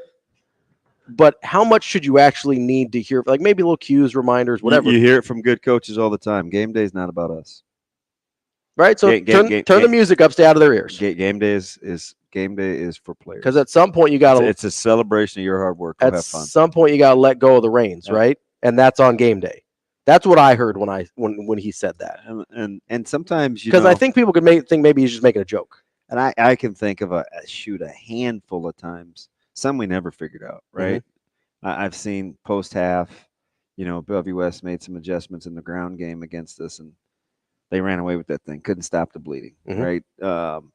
Millard South a couple of years ago showed us some things out of bunch formation and a 3-by that. I mean, it was basically a coverage beater for us that we couldn't get until half, and so stuff like that happens. But you know what you can't do? You won't say, "Hey, man, bottom of the numbers," or widen your split, or "Hey, this foot forward." At some point, you got to stop coaching. Well, it's just an indictment that you haven't done your job. Yeah, that you didn't prepare them enough beforehand. You have to just fix that later, right? It's like I got to get that one next week. Yep, note to say. That's on me. And that's really that's where. And that's hard to do. That's what was going on with those analogies. See, get our head beat in some concepts and coverages gets you ready for the next time around. Mm-hmm. Sometimes there's not a lot you can do about it. But coaches, because they're control freaks, think they can. We'll try. They think they can fix it in game, and you're just going to make it worse. Yep, you'll end up doing something that's kind of made up. You're just going to make it worse. Yeah. So it's like, and how often does that work? It's just, that's why I laughed when he said it. Yeah. He's like, it's not that he's making fun of the coaches because I'm sure he does the same funny. Thing. Yeah. It was that that was an answer of a guy that's seen it so much, like too many times. Coaches are the worst. Like, because you don't say that and not have seen it over a huge period of time. It's like parents, right? Like you're still going to have a certain, not that I would know, but I'm somebody else's kid, so I get that. Mm-hmm. But there's a certain point where either you raised your kid right or you didn't, mm-hmm. right? At some point, you got to let go of the reins and trust them to make the choices that you prepared them to make. Mm-hmm. And either they're going to make good choices based on that, or they're going to make bad choices based on that. But there's a certain point, there's not a damn thing else you can do. I understand, but what's hard is to watch your kid to actually do it. Get hit by, It's to get laid out, or to get beat deep, or like I get it. It's hard to watch, but you also have to recognize nothing I can do anymore. God, that is the delivery, the whole nine. Coaches are the worst because it just. Yeah. Can I talk about something else that we've sort of been talking about all week with something that he said again yesterday? Maybe. And sort of prepare. Thanks, Shane. Appreciate the permission there. Wasn't asking. Well, you asked. I was asking. You didn't specify. I was asking DB. Yeah, I have zeros these. So. Yeah, it was more just like rhetorical and a courtesy more than anything else. I wasn't actually looking for a real answer. I worked hard at school. Do you?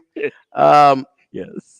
He said yesterday, we kind of focus on the portal thing a lot, but one of the things he said right after I don't think it's prudent to coach guys with the portal in mind.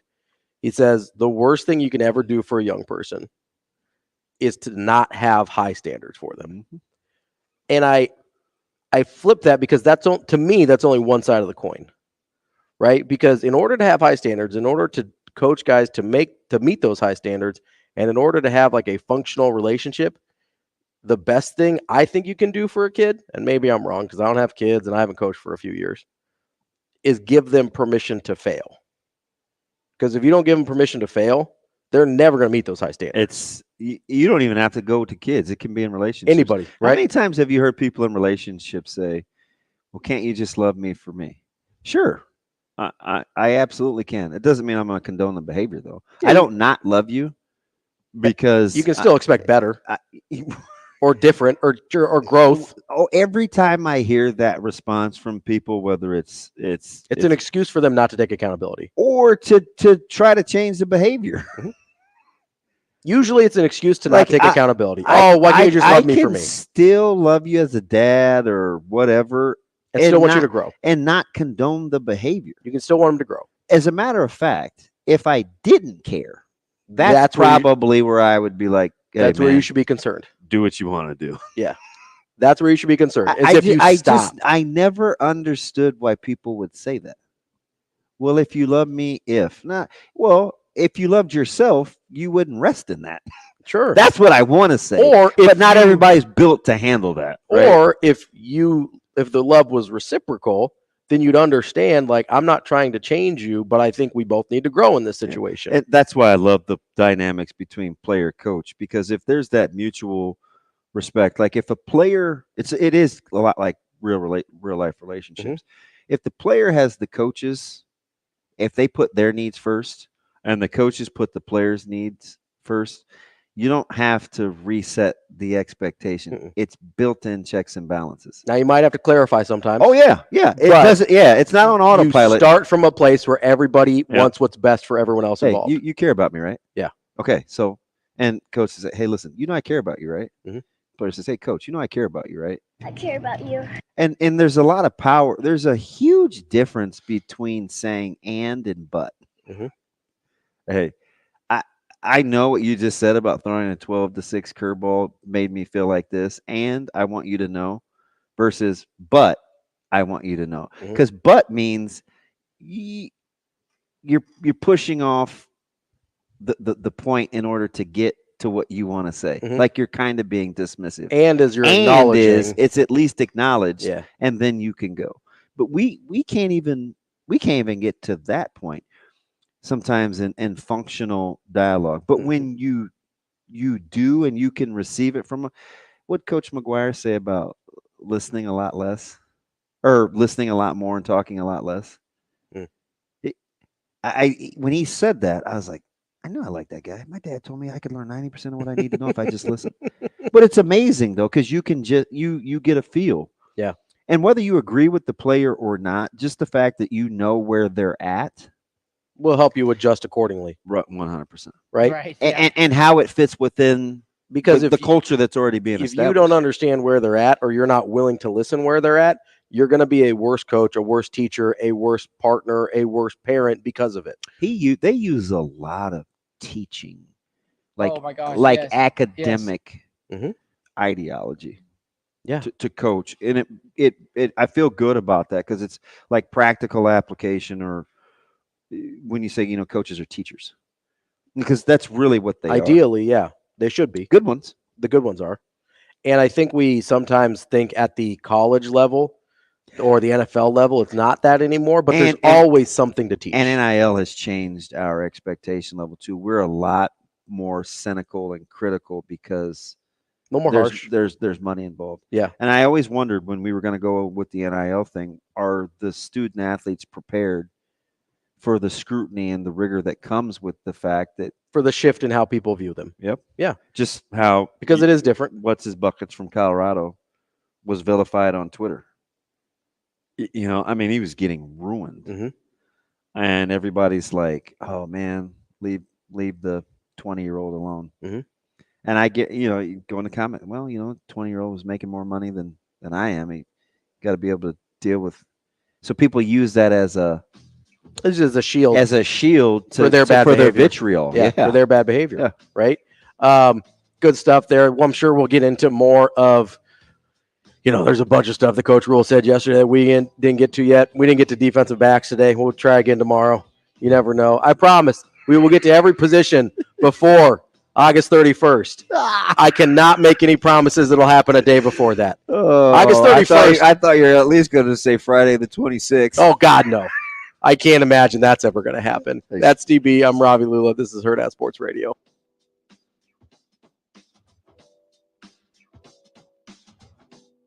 See you. Have a good day. Love you.